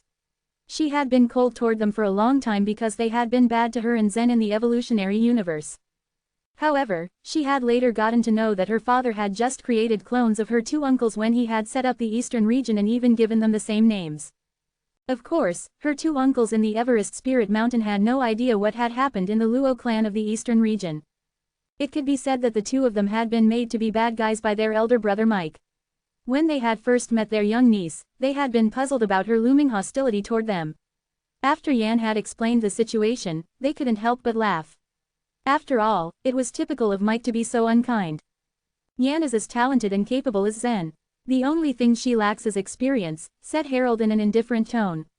It's better for her to do something by herself. Yes, Yan said unhappily to her two uncles. You can't worry too much about me. Otherwise, I will never grow up. Bryson and Ken could do nothing but shake their heads with a smile. Then Bryson asked, what about the information you went to inquire? Something happened to my brother, Yan said calmly. Rochelle Mew figured out his identity. What? How is he now? The facial expressions of Bryson and Ken changed. At the same time, a trace of concern also appeared on Harold's face. However, Yan didn't look upset, so he knew that Zen's condition couldn't be too bad. He was rescued by Joy Han, Yan replied. Hearing this, they were all relieved. Then, Yan told them about everything she had heard. With a worried expression, she added, I wonder where my brother is now. Her wish to be reunited with her brother had been so close to coming true. She had never expected that things would go wrong, so she naturally felt rather disappointed now. Chapter 1992, Sudden Comprehension. Zen's failure to enter the Everest Spirit Mountain only further complicated the situation. Harold needed to make another deduction. With a sigh, he had Yan reveal everything she had collected down to the smallest detail. The treasure that the consummate true gods scramble for in the Forbidden Land must be a supreme treasure of belief. The supreme treasure of belief in the time, see my goodness. The supreme treasure of belief in the second level is already very powerful. Both Bryson and Ken were utterly shocked to have gotten the news. Zen managed to rob the treasure in the Forbidden Land from the very hands of consummate true gods. Even Harold looked surprised. With Zen's strength, it's almost impossible for him to grab a treasure from the hands of the consummate true gods. Perhaps he chanced upon a great opportunity. With a noncommittal expression, Yan raised her head and said, My brother is always the best, of course. Seeing Yan's adorable yet proud face, Bryson smiled. Okay, it's true. In your eyes, your brother is indeed the best. These words made Harold smile too before he sat cross-legged on the ground with his fingers rolling in the air. Wisps of grey aura began wreathing around his right hand. It was the faith energy triggered by the evolution godly way. The prediction of this godly way was quite different from the general prediction of fate. All sorts of prediction skills hoped to see through mysteries and get right to the truth. It was a fairly useful move in most universes as their fate rarely changed so much. The holy beings who built the universes would have left some flaws, after all. Sometimes, they even gave out hints deliberately, letting the people infer the truth of the afterlife to some extent. But the divine land was much closer than the universes, it was almost impossible to infer its future through a few flaws. But the evolution godly way's prediction did not solely rely on the divine land. During the prediction, Harold would integrate all the possible changes into the evolution godly way. He was to create a temporary world with the help of the evolution godly way. Then, he would step back and watch all the changes unfold in the world until he got the end result. For instance, if there was a bird with an egg about to hatch, then out of that egg would surely be a baby bird. Such was the way to presuppose a reason before getting a result. When Harold and Rochelle faced each other in battle, Harold had thought about Rochelle's character, her use of the murdering godly way, and the fact that consummate true gods could teleport themselves. With that method, he could figure out which direction she might attack. When it came to this process, the greater the number of variables and people involved, the more difficult things were to predict. Zen, Joy, Nicholas, Rochelle, the supreme treasure of belief. As Harold brandished his slender fingers, wisps of gray aura began transforming into certain shapes. In the eyes of Yan, Bryson, and Ken, the gray aura seemed to be turning into translucent human shapes. The fairy palace. Phew. In a second, the cloud of gray aura turned into a small fairy palace, one that Bromley built. Augustus. Hallett. Hearing Harold's muttering, Ken asked in confusion, what does it have to do with the two warriors of the GU clan? After a moment of thought, Bryson said, they should have also made their moves by now. They want to control the Swirl Forest, so there's a high chance that they will meet Zen in the fairy palace. Hiss. Turning over his hand, Harold crushed the fairy palace within the aura into nothing. Wearing a faint smile on his face, he continued, Joy is an outsider. She doesn't know about our plan. As powerful as Augustus is, he has a problem in the head. Only Hallett knows our plan, and considering his abilities, it's not too difficult for him to guess what we need to do next. Zen may go to the non-combat zone. But we'll have to wait for 2 or 3 years for the debate over the godly ways, won't we? Yan raised her concern, looking discontented. You can't wait any longer? Harold asked with an amused smile. That will be another few years. I've been waiting for so long, Yan said, the anger in her voice surfacing. Even though the time flow rate in the universe was much faster than that in the Divine Land, Yan had left Zen while she was in the Central Region. The several decades were equal to 6 years if calculated by Divine Land's time flow rate. 2 years. There are still 2 years left. We will definitely see him by then, Harold added with a faint smile. But I'm afraid that Zen won't have time to comprehend the passage his father left behind. I can do it, Yan chimed in with a smile. I will surpass my brother. He doesn't need to attend the debate. I can do it myself. The others smiled and shook their heads seeing Yan's confidence. Of course, they didn't doubt her at all. This debate was probably going to be the most wonderful in all of history. Meanwhile, in the fairy palace, Zen, Hallett, and Augustus sat in the side hall, reciting the truth of cultivation nature as written by Jeffrey. It was not so easy understanding the truth of godly way. With Joy's talent, she could recite 500 words within the first 10 days. But on the 11th day, enlightenment suddenly struck her, allowing her to comprehend nearly half of the truth of godly way in the next 4 days. At this point, she knew she couldn't take another step further. To meet the will of the world, to meet the desire of the world. Meanwhile, Zen had managed to recite 700 words of the truth of cultivation nature. Hallett and Augustus, of course, were unwilling to lag behind. Within 7 days, Hallett recited 3,000 words, even much faster than Joy did. But he was a reasonable enough person to know when to stop. He didn't push himself when exhaustion washed over. So occasionally, he would push open the door of the side hall, pull out his fishing rod, and situate himself by the pond, so he could fish in peace. For a few hours, he would sit there, lost in thought. As for Augustus, plop, clenching his teeth as he recited in silence, Augustus suddenly fell to the ground and passed out completely. Idiot, Hallett sneered when he took a look at Augustus before going back to reciting. Though Augustus' talent was a little higher than Hallett's, he recited without taking any breaks, not knowing when he should have stopped. In just 3 days, he managed to recite 500 words, an achievement even more stunning than Joy's. Nevertheless, the truth of cultivation nature had to be comprehended slowly and smoothly. Rushing to quick results never brought any good. So after barely making it to 600 words, Augustus reached his limit and fainted. But after continuous dizziness, he could clearly utter the truth of cultivation nature word per word, increasing his comprehension speed remarkably. Within a short time, he managed to recite 500 words.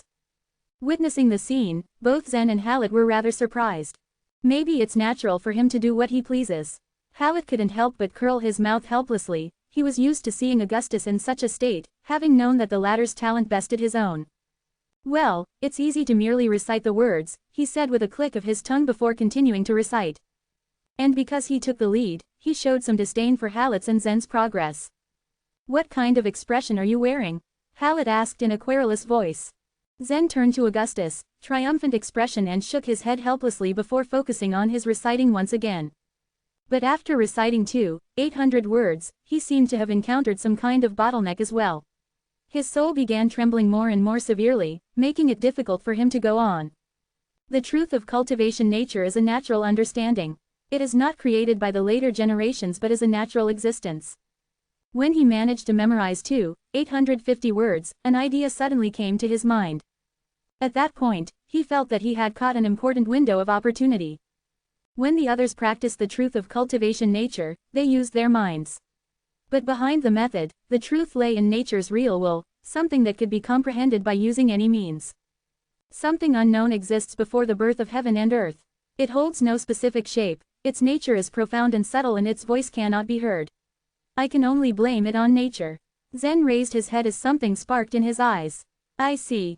Chapter 1993, Getting Beaten. It was as if a light bulb switched itself on inside Zen's mind. The truth of godly way was extremely complicated to begin with. One had to continually recite it in order to uncover the truth and engrave it deeply into the soul. If one was unable to handle the truth of godly way, they would naturally not be able to recite it, thus making it impossible to memorize the 10,000 words by rote. Only by comprehending the meaning would one be able to truly recite and memorize it. The more words, the more insights one could get on the truth of godly way, and the more the soul was influenced. Memorization was no easy feat.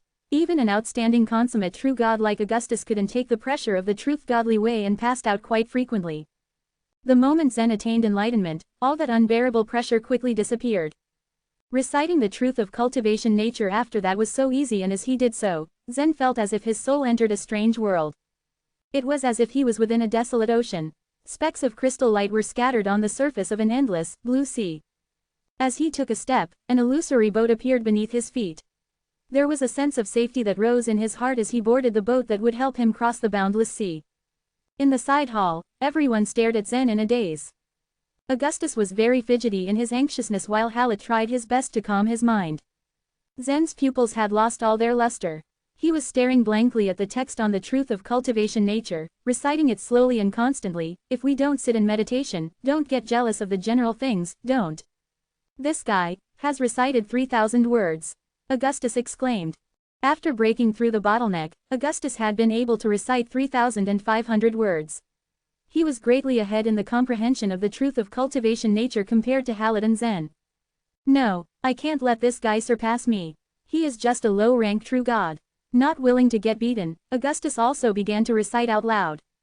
The comprehension of the truth of godly way required full devotion of both mind and body. Augustus had to give it his all and could not afford to be distracted. The more anxious he was, the harder it would be for him. Unfortunately, he had already been quite buzzed with excitement early on. A few moments later, he felt dizzy as the pressure his soul had to bear doubled. He had to stop or risk being unwell. As for Zen, the young man seemed to have forgotten the world around him. He could only feel himself and the truth of cultivation nature. As Zen continued reciting, the boat underneath his feet grew larger and sturdier. 4,000 words. Hallett's eyebrows twitched. Augustus was rendered speechless. His greatest pride was his unparalleled talent. It was main reason why he became one of Bromley's disciples after all. Previously, Augustus thought Zen was qualified to also become Bromley's disciple solely because of his special physique. The young man, after all, was only a secondary creature. The gap between him and Zen was simply enormous in his opinion. It was only now that Augustus realized that Zen's talent was actually way above his. Another 5 minutes passed. 4,500 words, Hallett remarked in wonder. I wonder where his limit is. Joy said her limit was 4,900 words, which is already half the passage of the truth of godly way. Perhaps his limit will be about the same, Augustus murmured. It was only a bit more than his own limit. Augustus thought that maybe he would still be able to catch up. Meanwhile, Zen continued reciting the passage at moderate speed. At that moment, he saw an illusion appear before his very eyes. The boat had gotten bigger. A mast, rail, and paddle appeared one after the other and integrated themselves onto the vessel. Everything looked harmonious as the truth boat slowly came together. 4,700 words, Hallett said with a smile. He was glad to see the depressed expression on Gus's face. Getting beaten every once in a while was good. It should remind him that there was always someone better than him. Augustus scoffed with disdain. What's so special about it? I'm pretty sure he won't be able to pass 4,900 words. I'll catch up to him soon enough. 4,800 words. 4,900 words. Hallett, like Augustus, also thought that Zen would reach his limit at 4,900 words. That amount was originally considered as a pass, and the vast majority of cultivators of the truth of godly way would get stuck at this milestone. The only way to get past it was through more years of cultivation. At this moment, a trace of nervousness and slight anticipation flashed in Hallett's and Augustus' eyes. Both listened attentively to Zen's voice to know if their assumptions would be correct. To their surprise, the young man retained his speed and continued reciting in a low voice. 5,000 words already. Hallett couldn't help but murmur in amazement. This guy, Augustus also cried out, not quite believing it either. His talent had initially been the best out of all of his master's disciples. His master even said at one point that Augustus' talent could be ranked in the top 3 among the consummate true gods in the floating islands. It was rare to see a man with such amazing talent in the divine land.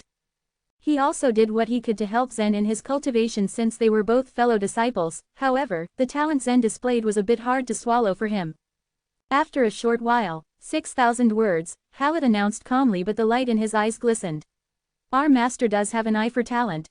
We can never hope to be his match in this aspect. I wonder what he would think if he knew about Zen's performance. Augustus merely stared at Zen in a daze, completely numb to everything. 7,000 words, 8,000 words. Zen had now reached a higher level. A faint, white luster now radiated off his body. This luster was pure and seemed to merge with everything. After reciting 8,000 words, Zen finally stopped and closed his eyes. He was still cross-legged and now appeared to be in meditation. It won't be long until he fully comprehends the truth of cultivation nature. He is just a low-rank true god, but his talent is already so extraordinary, Hallett could only sigh. Augustus stared at Zen meditating and couldn't help himself. He's cheating. His son cheated and he is cheating too.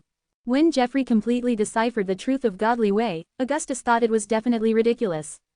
Those golden Sanskrit words had been left behind by their master, and there was no way a mere boy like Jeffrey would be able to decipher them.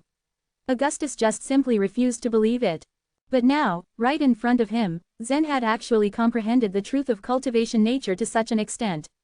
It was a tough pill for Augustus to swallow. At that moment, a loud noise came from outside the side hall. It was Jeffrey who came in with the puppet Augustus had given him. This puppet made him quite happy and he took it with him everywhere he went around the fairy palace. Hush, Hallett signaled to Jeffrey. Zen was in his meditative state and he didn't want anyone to disturb him. Where's my father? Jeffrey asked. His eyes swept the entire room but he didn't see him.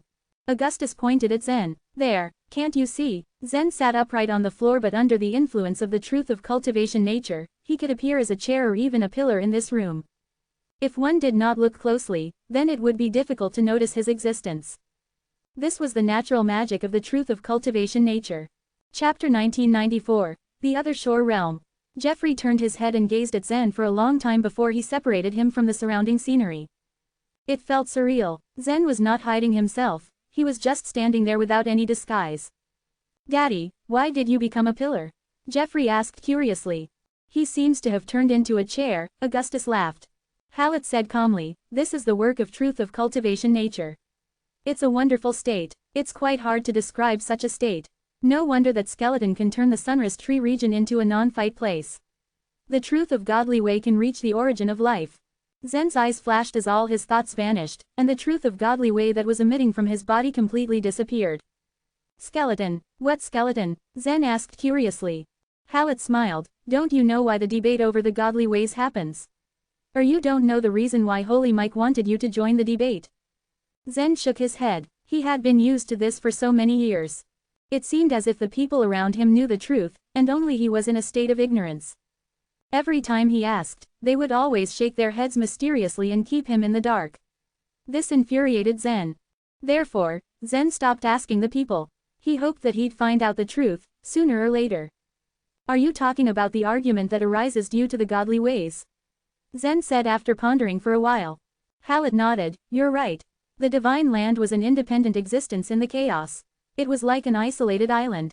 As more and more true gods obtained a permanent lifespan, people started thinking about this world, such as exploration in the space, research in the field of godly ways, and so on.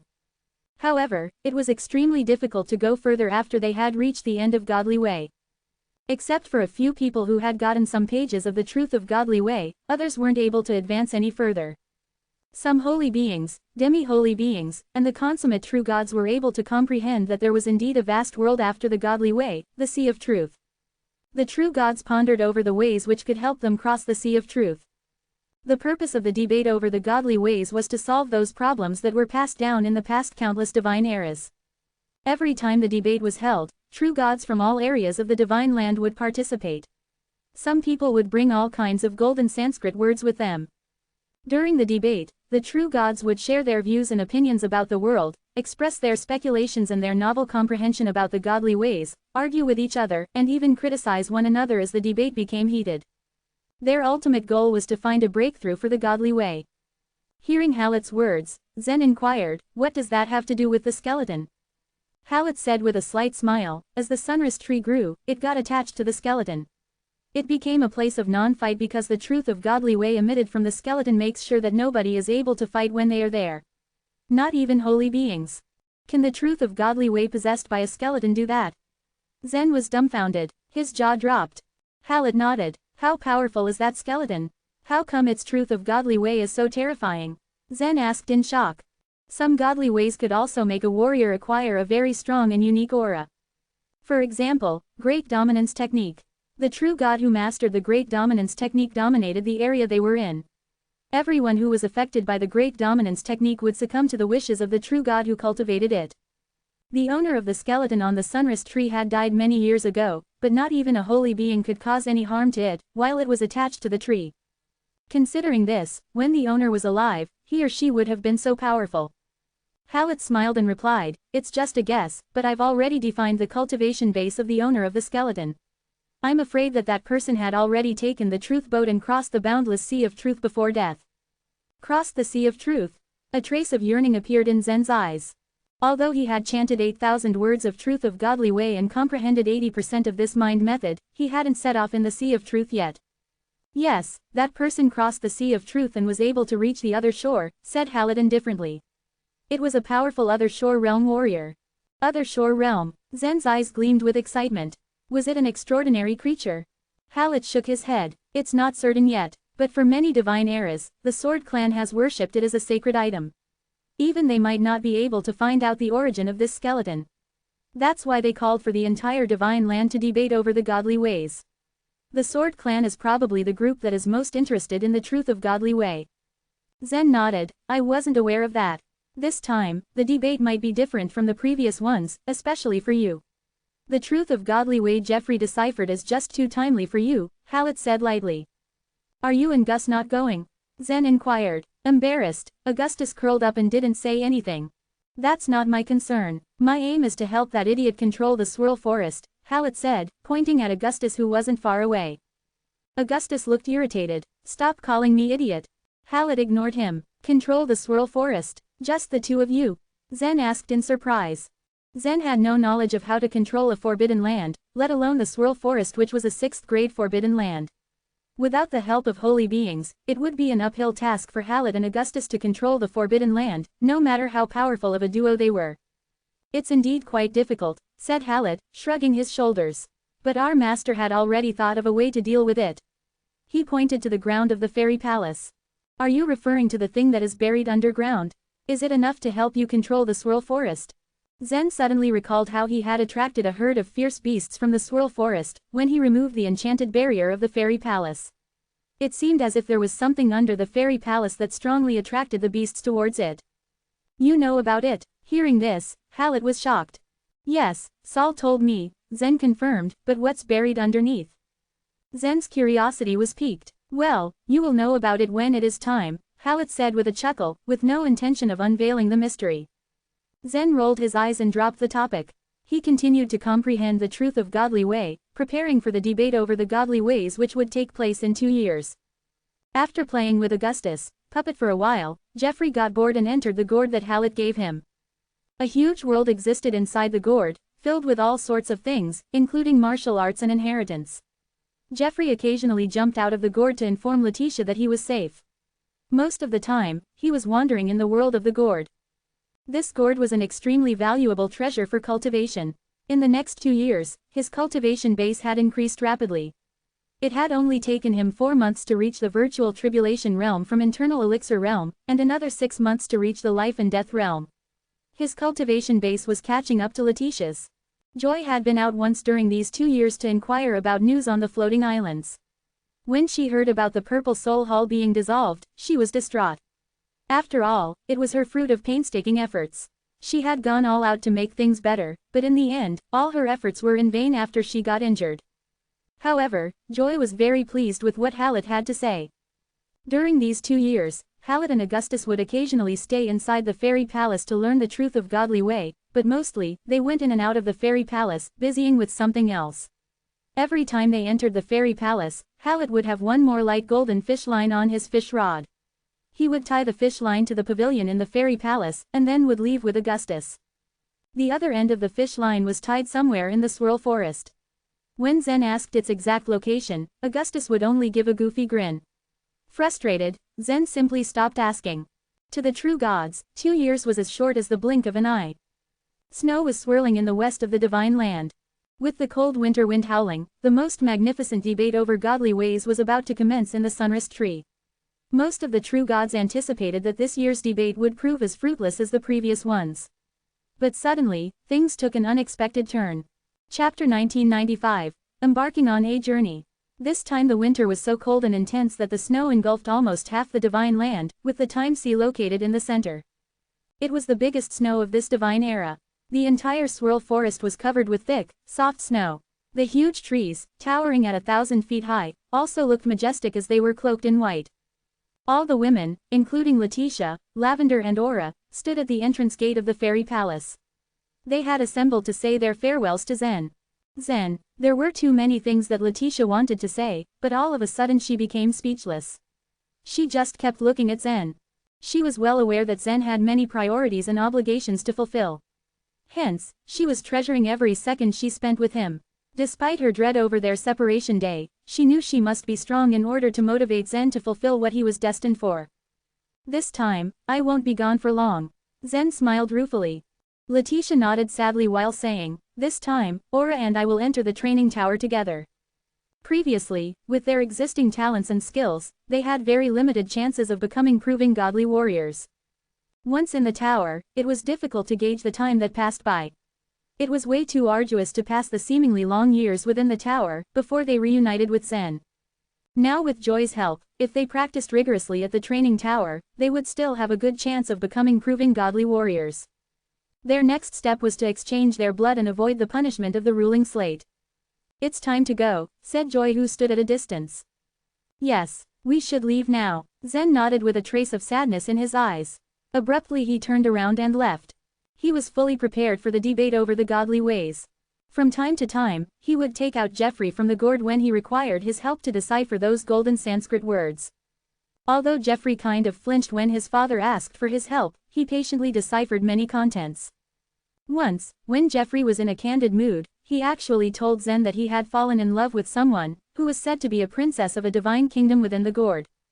The world inside the gourd was considered as the secondary world, along with the secondary creatures that lived in it. Under the protection of the enchanted barrier at the fairy palace, Jeffrey could even bring the creatures from the gourd into the fairy palace. Zen didn't really care about what Jeffrey did within the gourd. Jeffrey was a responsible grown-up, so he had the right to take control of his own business. However, Letitia objected strongly to Jeffrey's doings, and once she had even sealed off the gourd to stop Jeffrey from re-entering it. But under her boy's insistence, she had no choice but to give the gourd back to him. These days, Jeffrey had been in the gourd to enjoy himself. When Zen and Joy walked towards the light curtain, they heard a voice from behind. Father. Jeffrey appeared at the gate of the fairy palace with a smile, holding the gourd in his hand. You brat, come here. Zen turned around and patted him on the head. Jeffrey lowered his head, chuckled, and said, the divine textures of deciphered for you are amazing. Please don't disappoint me. Looking at the tired expression on his face, Zen shook his head. The little guy had been living in a favorable environment since he was a child, and hence his upbringing and temperament were way different than Zen's. After saying goodbye to Jeffrey, Zen held the wind token and passed through the enchanted barrier of the fairy palace along with Joy. Then Joy put a hand on Zen's shoulder and said in a commanding voice, "Transfer." Zen felt that everything around him crumbled and disappeared. When performing the spatial transference, the holy beings could move 100 times farther than the consummate true gods, but they still found it difficult to travel across more than half of the divine land in a short period of time. Joy and Zen headed towards the west as their bodies kept flashing. As they traveled westward, the depth of the snow grew deeper and deeper.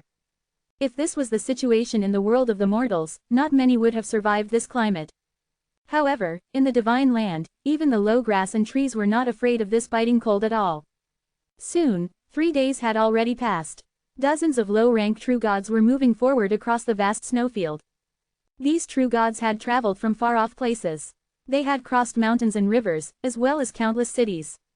They even spent hundreds of divine might coins. In fact, they actually spent almost everything they had. Some true gods would start their journey a few years ahead of time in order to participate in the debate over the godly ways after they had gotten a fair amount of understanding of the golden Sanskrit words or even a few words of the truth of godly way. Anyway, time was hardly of any essence for a true god. A journey ahead of time would save a lot of money for the use of the transmission arrays between the divine cities. "We are finally here. Ahead of us is the non-combat zone," said a topless true god, peering into the distance. The moment the snowflakes made contact with his body, they would immediately transform into water and even start boiling. "Yeah, I don't know why, but I feel that this debate over the godly ways won't be like before. There is going to be a lot of intensity this time," a strong man, who was leading the pack, mumbled, as he stared ahead. At the edge of the non-combat zone, there was a clear boundary that ran across. Once they crossed the threshold, they would step into the area of the Sword Clan. "What do you mean it would be different?" one of the true gods asked him with curiosity. The so-called leader continued to look at the snow not far away and said, "The Sword Clan holds the debate over the godly ways with the hope that all of the true gods and holy beings will be able to make a greater breakthrough on the godly way. However, in the past, the Sword Clan took a very casual attitude in the matter. But this time, they seem to be more involved and active. They have released a variety of pretty rare treasures, and even a truth of godly way of 200 words. This is indeed a bit strange," another true god echoed. While the true gods were still engaged in their discussion, suddenly 2 figures emerged out of the snow line in front of them. They were easily floating around without any external help. Top-rank true gods. The true gods below trembled slightly as they sighted the 2 figures. Somehow, they felt a little anxious, even though the non-combat zone was right ahead of them. Whoosh! The 2 figures, one who was clad in black and the other in white, came towards them instantly. The black-cloaked figure looked down at them and laughed. "Welcome to the non-combat zone, everyone. You must have traveled thousands of miles." The strongest warrior who was leading the group was a mid-rank true god. The rest of the warriors were all low-rank true gods. He bowed to the 2 people above him, and asked, "May I ask if I am addressing the members of the Sword Clan?" "Members of the Sword Clan?" The man in black grinned. "Well, yes. You can say that. My name is Daryl Shao. We are extremely honored to meet the people of the Sword Clan," the strong man said politely. "We have been traveling since 2 years ago, to participate in the debate over the godly ways held by the Sword Clan. The debate over the godly ways is set up for the entire world, and everyone is more than welcome to participate in it. But if you want to participate in the debate over the godly ways this year, you will have to pay for the entry," the man in black said bluntly. "Hand over all the divine might coins and all the golden Sanskrit words that are in your possession. Only then will the path to the non-combat zone be open for you." Daryl Shao and those low-rank true gods had been feeling bad for a long time. Everyone could enter the non-combat zone. The sudden appearance of these 2 top-rank true gods was already strange. Their feelings were right. As the top-rank true gods, you 2 are the best in the divine land. "To rob us, it's very demeaning at your end," Daryl Shao said bitterly, with a heavy heart. All they wanted to do was to take part in the debate over the godly ways and gain some insights. They had spent time and money just to arrive here. It was a very unfortunate situation that they should encounter such heartless souls. "Don't waste time engaging in a conversation with them. Just finish them," said the man in white impatiently. The man in black shrugged his shoulders and said to Daryl Shao, "Did you hear that? My younger brother doesn't have much patience. If you speak one more word, we won't be left with much option." Everyone was dismayed hearing these words. Looking at their destination not far away, they sighed helplessly in their hearts. The non-combat zone was only a few dozen miles away. Even the holy beings couldn't do anything to them once they entered. It was really an undeserved catastrophe for them to be blocked by these two men. Realizing that they couldn't escape this, these true gods sighed and took out their divine might coins to hand over. Suddenly, not far away, two more figures appeared in the snowfield. Each of them wore a cloak. They were Zen and Joy. The spatial transference was not allowed in the non-combat zone, so Joy planned to leave after Zen entered it. Hence, before she reached the zone, she would try everything to hide her own cultivation base to avoid unnecessary attention. Chapter 1996. In the Wind. The wealthy clans on the floating islands would also participate in the debate over the godly ways. But Joy had once mentioned that those from wealthy clans on the floating islands didn't have to travel a long way like the ordinary true gods to participate in the debate over the godly ways. They just needed to go to the floating island of the Sword Clan and pay a certain number of divine might coins before they could use the transmission channels of the Sword Clan. The boundary of the non-combat zone was vast and wide. The place that Joy had brought Zen to was remote. The possibility of encountering warriors of wealthy clans on the floating islands was close to none. Moreover, they would be safe once they entered this non-combat zone. The two top-ranked true gods, one dressed in black and one in white, were familiar with this area. They were fellow disciples. The one in black was called Andreas Lai, and the one in white was called Jordy Fan. Since this place was in the middle of nowhere, the members of the Sword Clan rarely patrolled it for inspection. On the contrary, many true gods often entered non-combat zone through this path. The two top-ranked true gods had predicted this would happen. So every time the debate over the godly ways started, they would rob the true gods of divine might coins or golden Sanskrit words.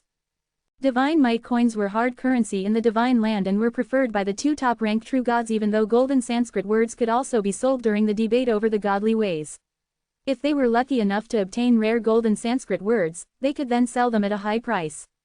Over the years, they had gained a lot through these robberies. I've come all this way to participate in the debate over the godly ways with these Sanskrit words. You can keep the divine might coins, but could you spare these Sanskrit words? One of the low-ranked true gods took out what looked like 10 divine might coins. This was all the money he had. Ha ha, Andreas Lai grinned coldly as he grabbed the Sanskrit words. These are only copies of Sanskrit words and they are cheap. I won't take them even if you give them to me for free. With these words, a bright fire flickered in Andreas Lai's hand and burned the papers down before anyone could react. Ah! The low-ranked true god screamed in pain as he saw this, his face contorted in grief. He was aware that the copies of these Sanskrit words were cheap, but he had his own understanding of them. You are a group of idiots. You're foolish to expect that luck would be on your side. Let me tell you, you just want to be a tiny part of the debate over the godly ways, and that is a waste of time. Andreas Lai said disdainfully as he looked up and off into the distance. A confused sound escaped his lips as he watched two more low-ranked true gods making their way over to them.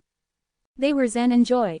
Andreas Lai was about to nudge Jordy Fan and make him stop them when his eyes fell on Joy, who was wearing a cloak. Although Joy was fully covered, her graceful, pretty face looked all the more pure and gorgeous in the land of snow and ice.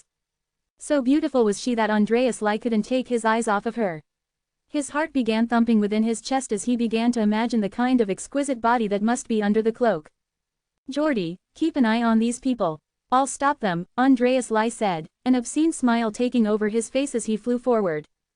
Zen and Joy had seen a group of true gods in the distance quite a while ago, but they didn't know what they were doing.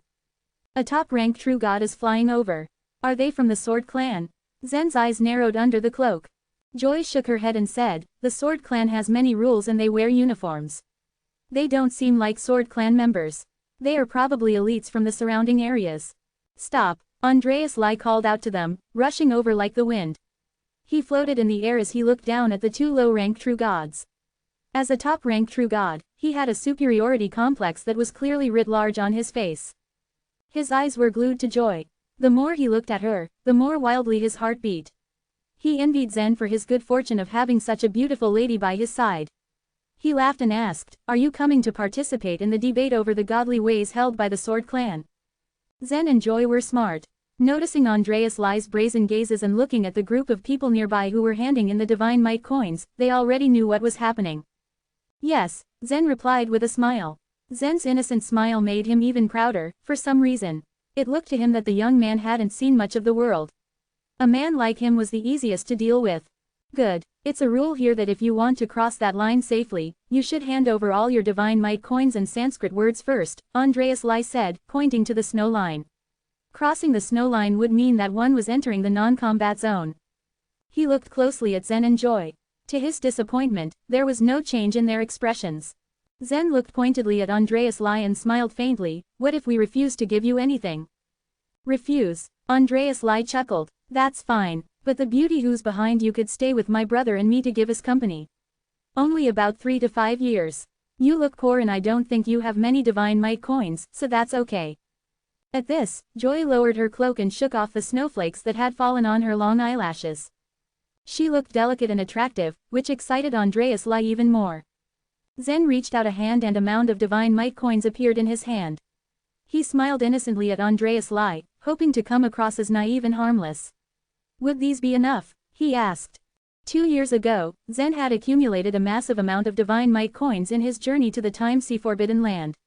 Even the forbidden areas in his inner world were constantly producing divine might coins. His wealth might not be comparable to those of the wealthy clans on the floating islands, but he was already far wealthier than first-tier clans. He had casually brought out 500 divine might coins to show Andreas Lai. What? Andreas Lai stuttered in surprise. He hadn't expected Zen to be so rich. Ordinary low-rank true gods couldn't offer so many divine might coins. Could it be that this man was a young master from some second-tier clan? At this thought, Andreas Lai was even more excited. He laughed as he stared at Zen. I thought it would be enough to have that beauty. I didn't expect to meet a fat sheep. Give me all your belongings. I can make sure that you won't suffer in your death. There was no consistency between what he was saying and the glimmer in his eyes. He looked like he was ready to kill. He couldn't figure out where Zen came from. But he believed that it would be better for him to kill a young man such as Zen, who obviously had a powerful background, in order to avoid revenge in the future. Zen heaved as he flipped his palm. All the divine might coins were instantly transferred into his space ring. And as his aura changed, he smiled, as if he was being forced to do something he didn't want to do. But Joy still watched, a deadpan look on her face, as if Andreas Lai didn't exist at all. Andreas Lai now felt a faint sense of impending danger, but he did not pay much attention to it. After all, he believed he could deal with 2 low-rank true gods easily. I offered you the chance, Zen said as a warning. His voice had barely faded away when he suddenly emitted a faint aura. He then disappeared before Andreas Lai.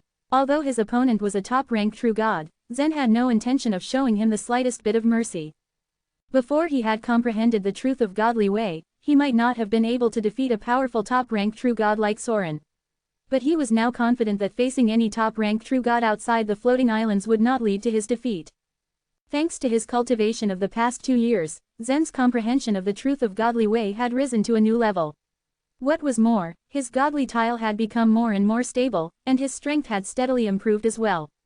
Zen was no longer who he was before when facing those top-rank true gods. Disappeared? Andreas Lai was stunned. He couldn't think of the kind of concealment skill Zen had used that had enabled him to disappear in such a manner from before his eyes. Even if his perception was not slow, it was difficult to find any clues. Joy suddenly raised her head. As a breeze swept by, she said with a gentle smile, "No, he hasn't disappeared." "Hasn't disappeared," he repeated, panicking. "Then where is he?" Andreas Lai could barely maintain his calm now that he had realized that Zen was only a low-rank true god. The gap in their cultivation levels was so huge that Zen should technically not be a threat to him. Joy looked up, where there was nothing visible, and a hint of admiration appeared in her eyes. "In the wind," she said lightly. A cold wind swept towards Andreas Lai, howling as it came. Chapter 1997. Kill 2 top-rank true gods. Andreas didn't understand what Joy was saying at all. When he felt a gush of wind on his face, he sensed that something was wrong, but he couldn't figure out what it was. After all, the wind howled all the time in this ice and snow. But when he saw Zen again, he realized that the distance between him and Zen had reduced to less than a foot. Feeling Zen's strong and dangerous presence at such a close distance overwhelmed Andreas. Instead of counter-attacking, he chose to shoot up into the sky. At any time, life came above everything. This was what most of the true gods who roamed the divine land would have chosen to do if they had been in such a situation.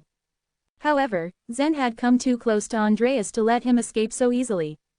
In a split second, Zen's hand reached out as fast as lightning and grabbed one of Andreas's legs before he could completely rise into the sky. A gut-wrenching pain shot up Andreas' leg, making him feel so dizzy that he lost his balance. Bang! Even though he'd been about to fall anyway, he was suddenly smashed down by a strong force. The thick snow cushioned his fall, but the strong impact nevertheless made his blood surge. This guy, is he really just a low-rank true god? Lying on the ground, Andreas gulped. Fear was written all over his face. Not far away, the trembling true gods all turned their heads when they heard the sound. When they saw the low-rank true god smashing Andreas to the ground, they all widened their eyes in shock. Daryl and the others had thought that the two low-rank true gods would be no match for the two top-rank true gods, just like themselves. However, not only had that young man fought back, he had also knocked down a top-rank true god in just one move, leaving him no strength to fight back. Dang it! Looking at his fellow apprentice, who had been pathetically knocked down, Geordie's expression changed again. He didn't know where the young man had come from, so he looked at Joy insidiously.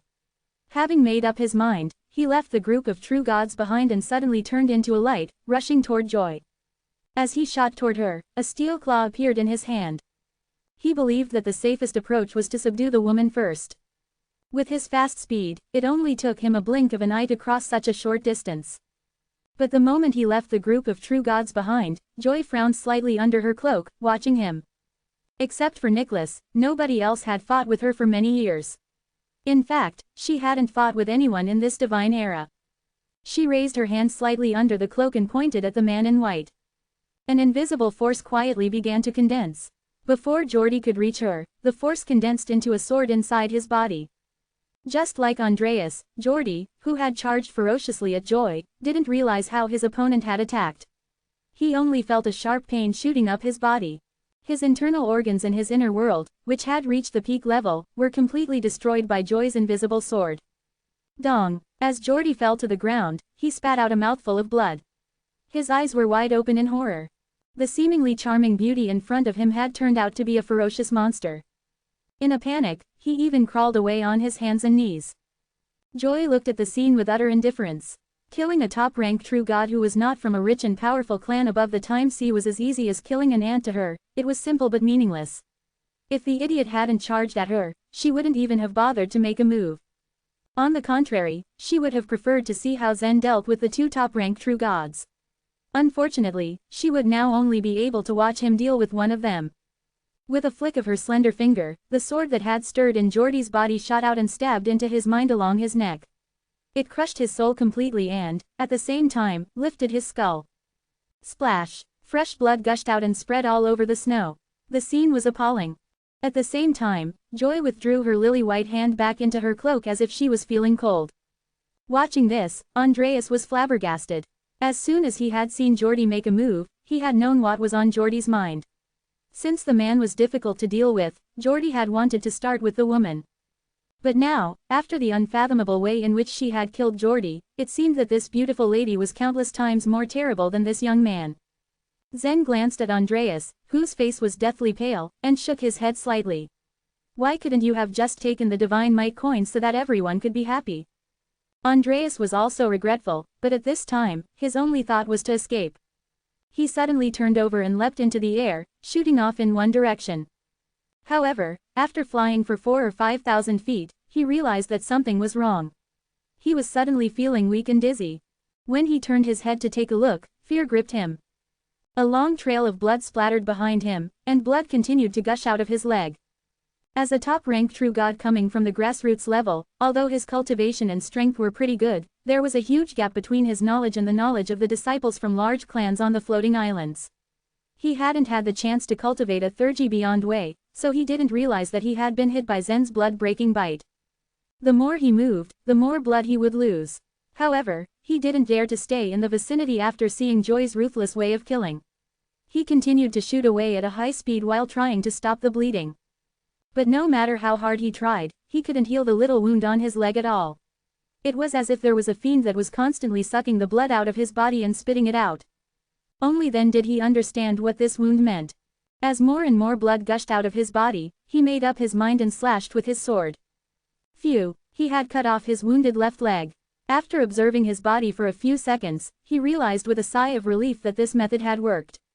It was fortunate for him that Zen had used the blood-breaking bite on his leg. If Zen had used it on his head, he couldn't have solved the problem by chopping his head off. Dragging his severed leg along with him, Andreas continued speeding into the distance. Should I go after him? Zen asked. Don't waste any more time, Joy said while shaking her head. As she narrowed her eyes, wisps of purple light condensed into a monster covered with spikes. After the monster took shape, it waved its sharp front paws, dug in the snow for a while, and quickly dived into it. The only indicator that it was traveling was the rapidly moving bulge underneath the blanket of snow.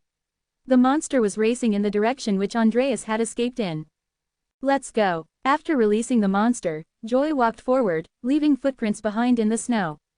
Zen followed her without so much as a glance back. Daryl and the other true gods stood rooted to the spot, stunned by what they had seen. Two top-ranked true gods who had won hundreds of battles hadn't been able to fight back at all against these two strangers. What was even more bewildering was that the aura of the monster that the beauty in the cloak had casually created using the purple aura godly way was much more terrifying than the aura of any top-ranked true god. However, that woman was only a low-ranked true god herself. The scene in front of them was completely beyond their ability to comprehend.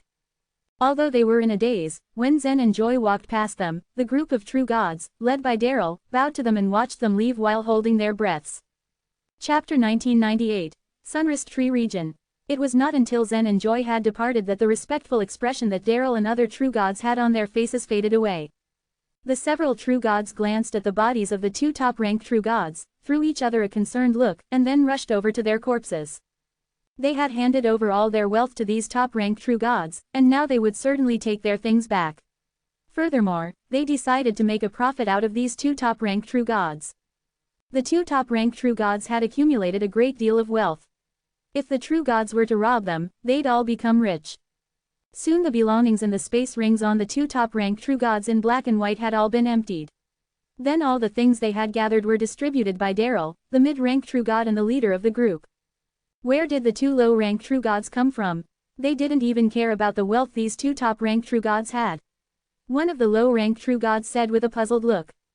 Well, since they are able to kill these two top-ranked true gods with ease, then why should they care about such immaterial things? Didn't you see that the young man didn't even bother to make a move initially?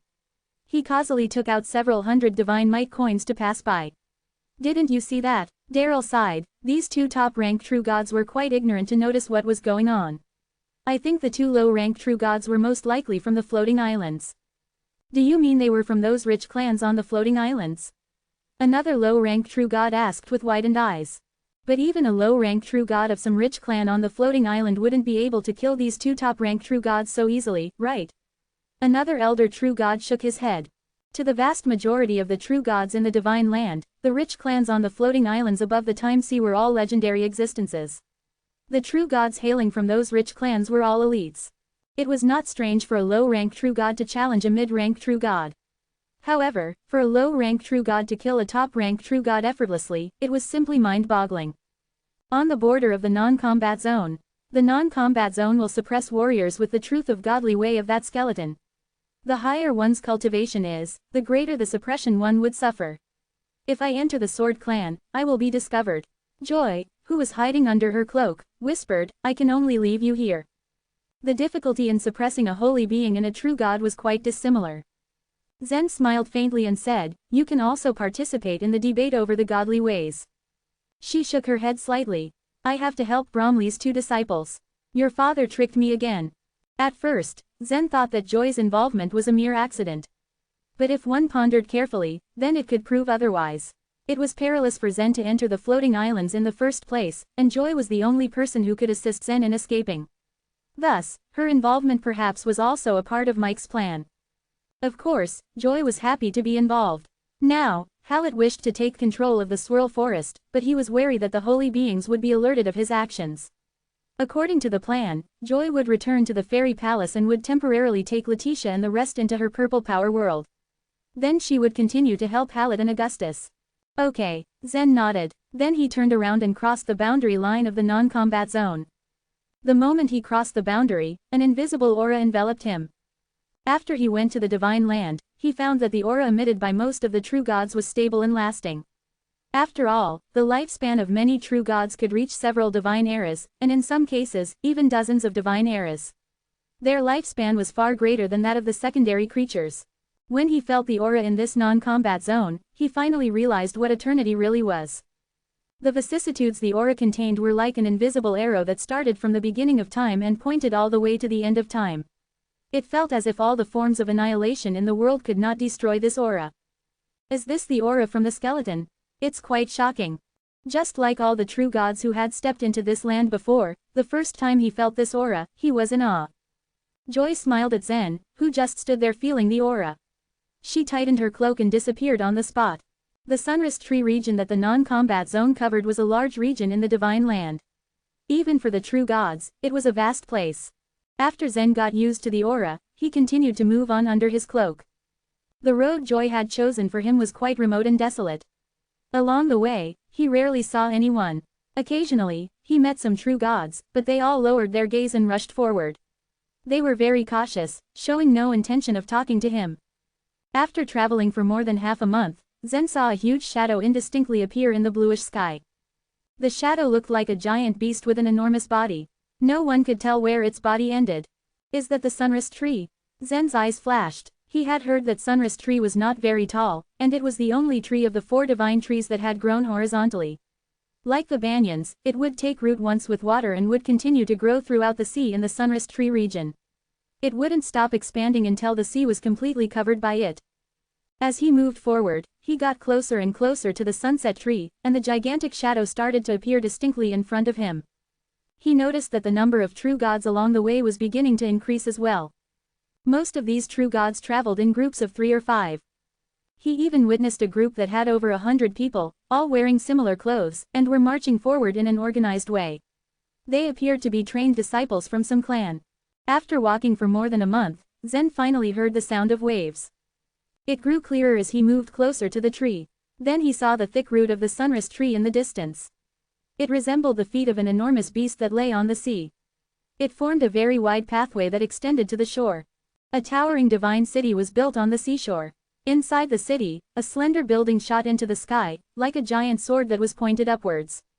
In addition to this, the buildings crisscrossed within the divine city were almost of the same design. Therefore, looking from a distance, it seemed as if there were countless swords inside the divine city. The scenery was breathtaking. It lives up to the name of the Sword Clan. When Zen saw the divine city, a smile appeared on his face.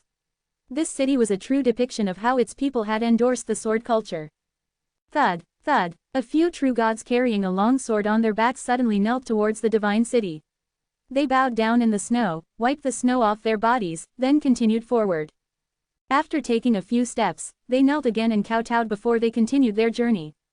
The sunrest tree region was a holy place of pilgrimage in the eyes of the true gods who cultivated swordsmanship.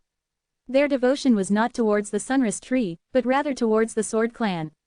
When Zen arrived at the divine city, he witnessed a row of guards dressed in black and white standing at the city gate. They stood in a line, with a serious expression on their faces.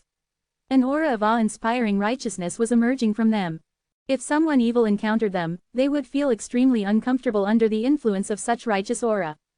For most of the cities in the divine land, anyone who wanted to enter these cities needed to pay some divine might coins.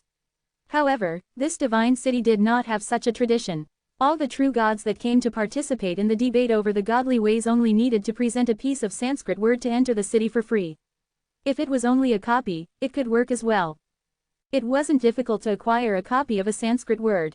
Hey, young man, do you have some Sanskrit words with you? You can't enter without Sanskrit words.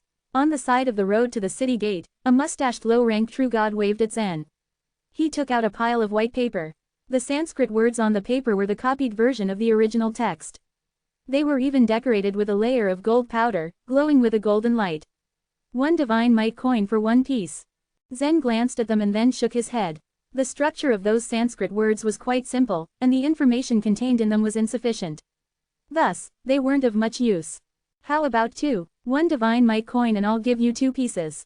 Seeing Zen's lack of interest, the low-ranked true god tried harder to make a sale. These Sanskrit words are out-of-print versions. As long as you comprehend them, you will benefit a great deal from them. Chapter 1999, an original. Zen didn't bother to talk to him. However, the low-rank true god remained persistent. He even ran in front of Zen just to stand in his way. He wouldn't let Zen go as long as he didn't purchase anything. It was forbidden to fight in the non-combat zone, so people here didn't worry that others might make a move when they were angered. To take advantage of the said rule, this low-rank true god pestered passers-by at the gate of the divine city and made good profit out of it. Although many true gods who came by to participate in the debate over the godly ways prepared their own Sanskrit words themselves, there were always some true gods who would be tricked by him. Don't miss this opportunity. Once you master and comprehend this Sanskrit word, you will be able to make a splash in this debate over the godly ways. The low-rank true god walked alongside him, observing Zen's unreadable expression. He then took out another pile of paper and said, "If you are not interested in those Sanskrit words, how about these? These are purple gold Sanskrit words, so rare and so useful. The price would be a divine might coin for one word. Actually, it's already a losing business at such a price." Quote. When Zen heard purple gold Sanskrit words, he felt a little bit uneasy. He shifted his gaze at the paper, not knowing if he should laugh or cry.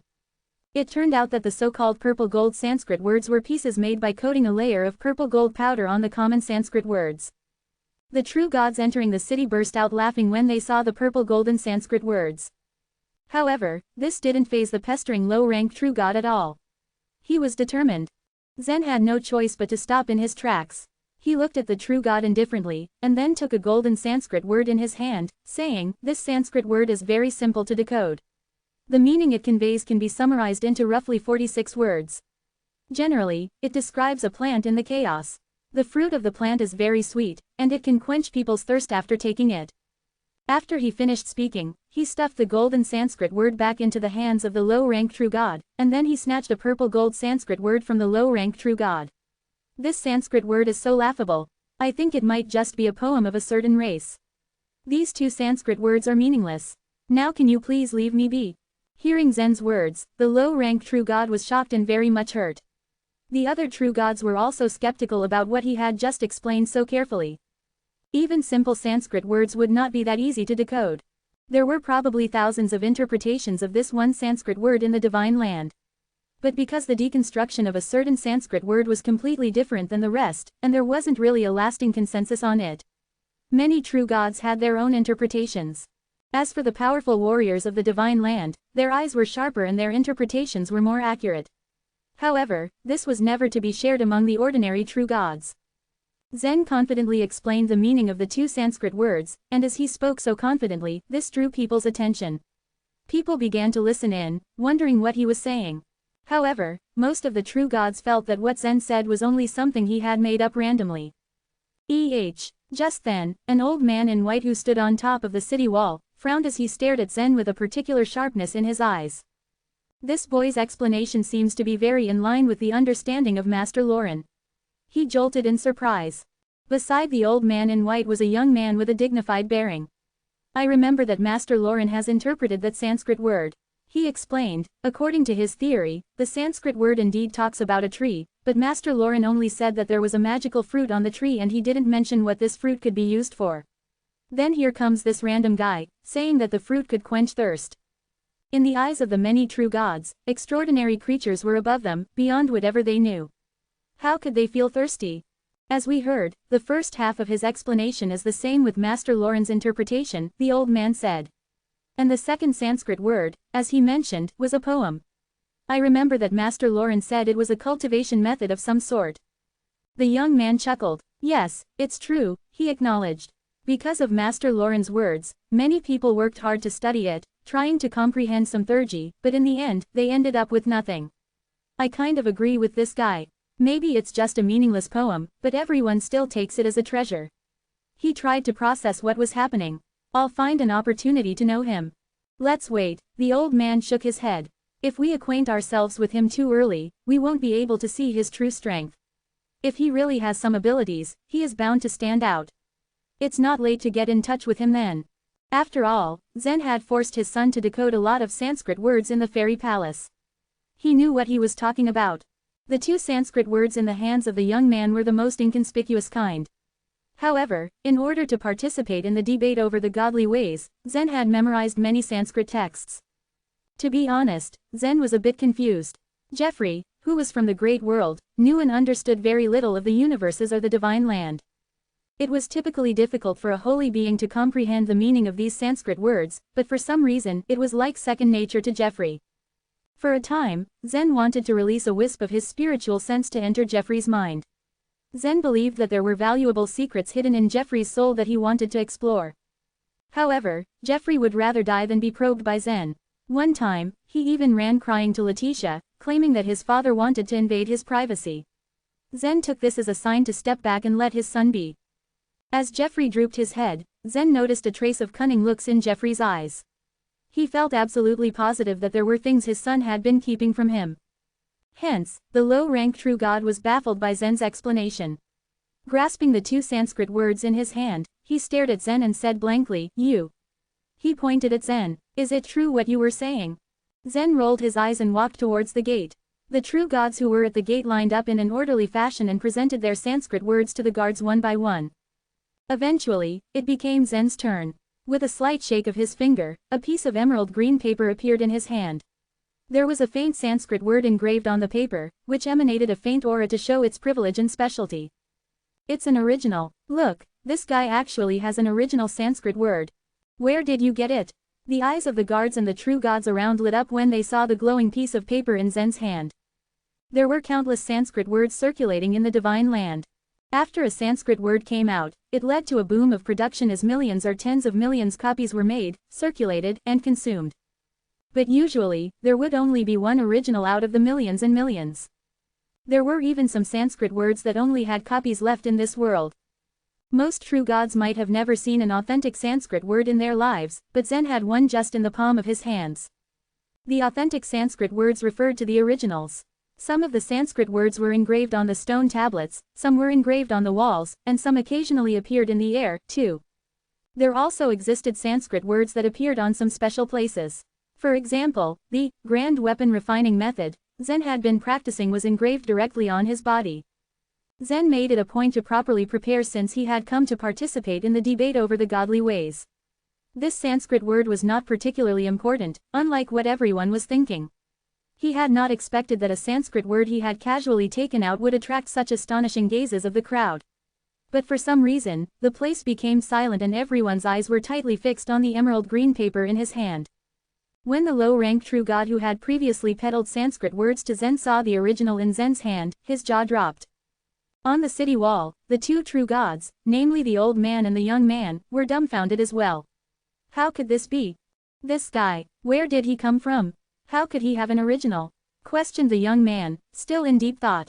The old man in white had a complex expression on his face. Back then, he had tried every means to gain approval of Master Lauren to have a look at an original Sanskrit word, but Master Lauren had been very careful about doing so. He only allowed him to take a glance for a few seconds, then never again. Whoever had an original Sanskrit word would probably keep it in secret and tuck it away somewhere safe. A copy might be the work that had been modified on the basis of the original, while the original was the most accurate. This was another factor why the originals were deemed very precious. Seeing Zen take it out as if it were nothing important, the young man was very curious. At the same time, he wondered if Zen could possibly have a lot more than that one piece in his hand. Chapter 2000. 7 Sanskrit Words of Lorena River. The guards stared starry-eyed at the original Sanskrit word in Zen's hand for 8 impossibly long seconds.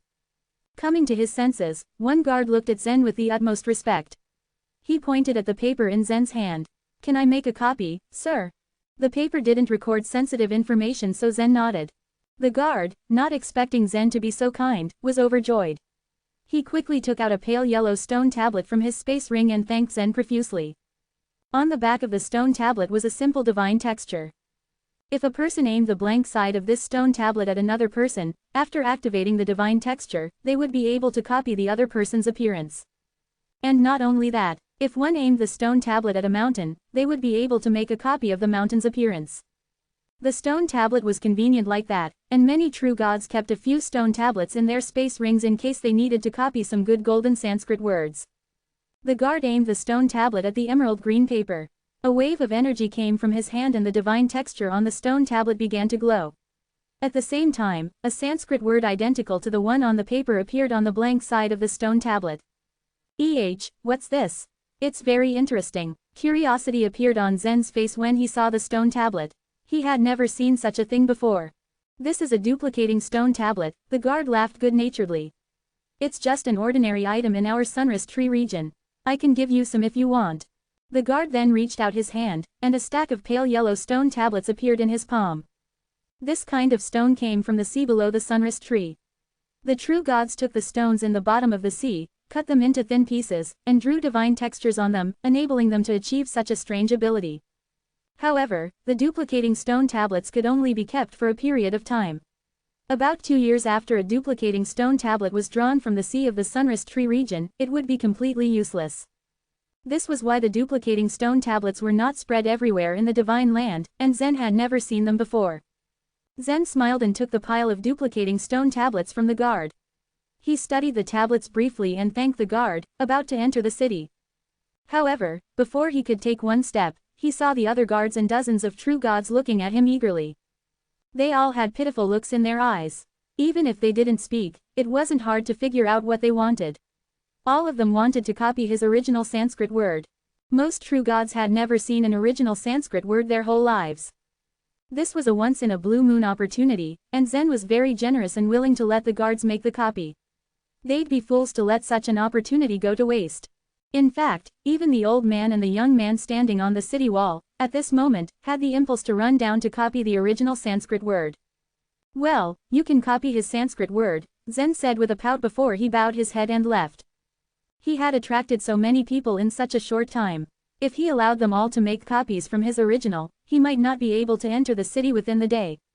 The city of the Sword Clan was very peaceful. Perhaps it was because this was the non-combat zone, that the true gods in this place were less hostile and did not easily get into disputes. And even if there was a really big conflict, the most they could do was glare at each other. At most, they could only teach the other party a lesson with their words. In this way, the true gods of the sunrise tree region could spend more time on cultivation and comprehension, and were more secluded than warriors in the other lands.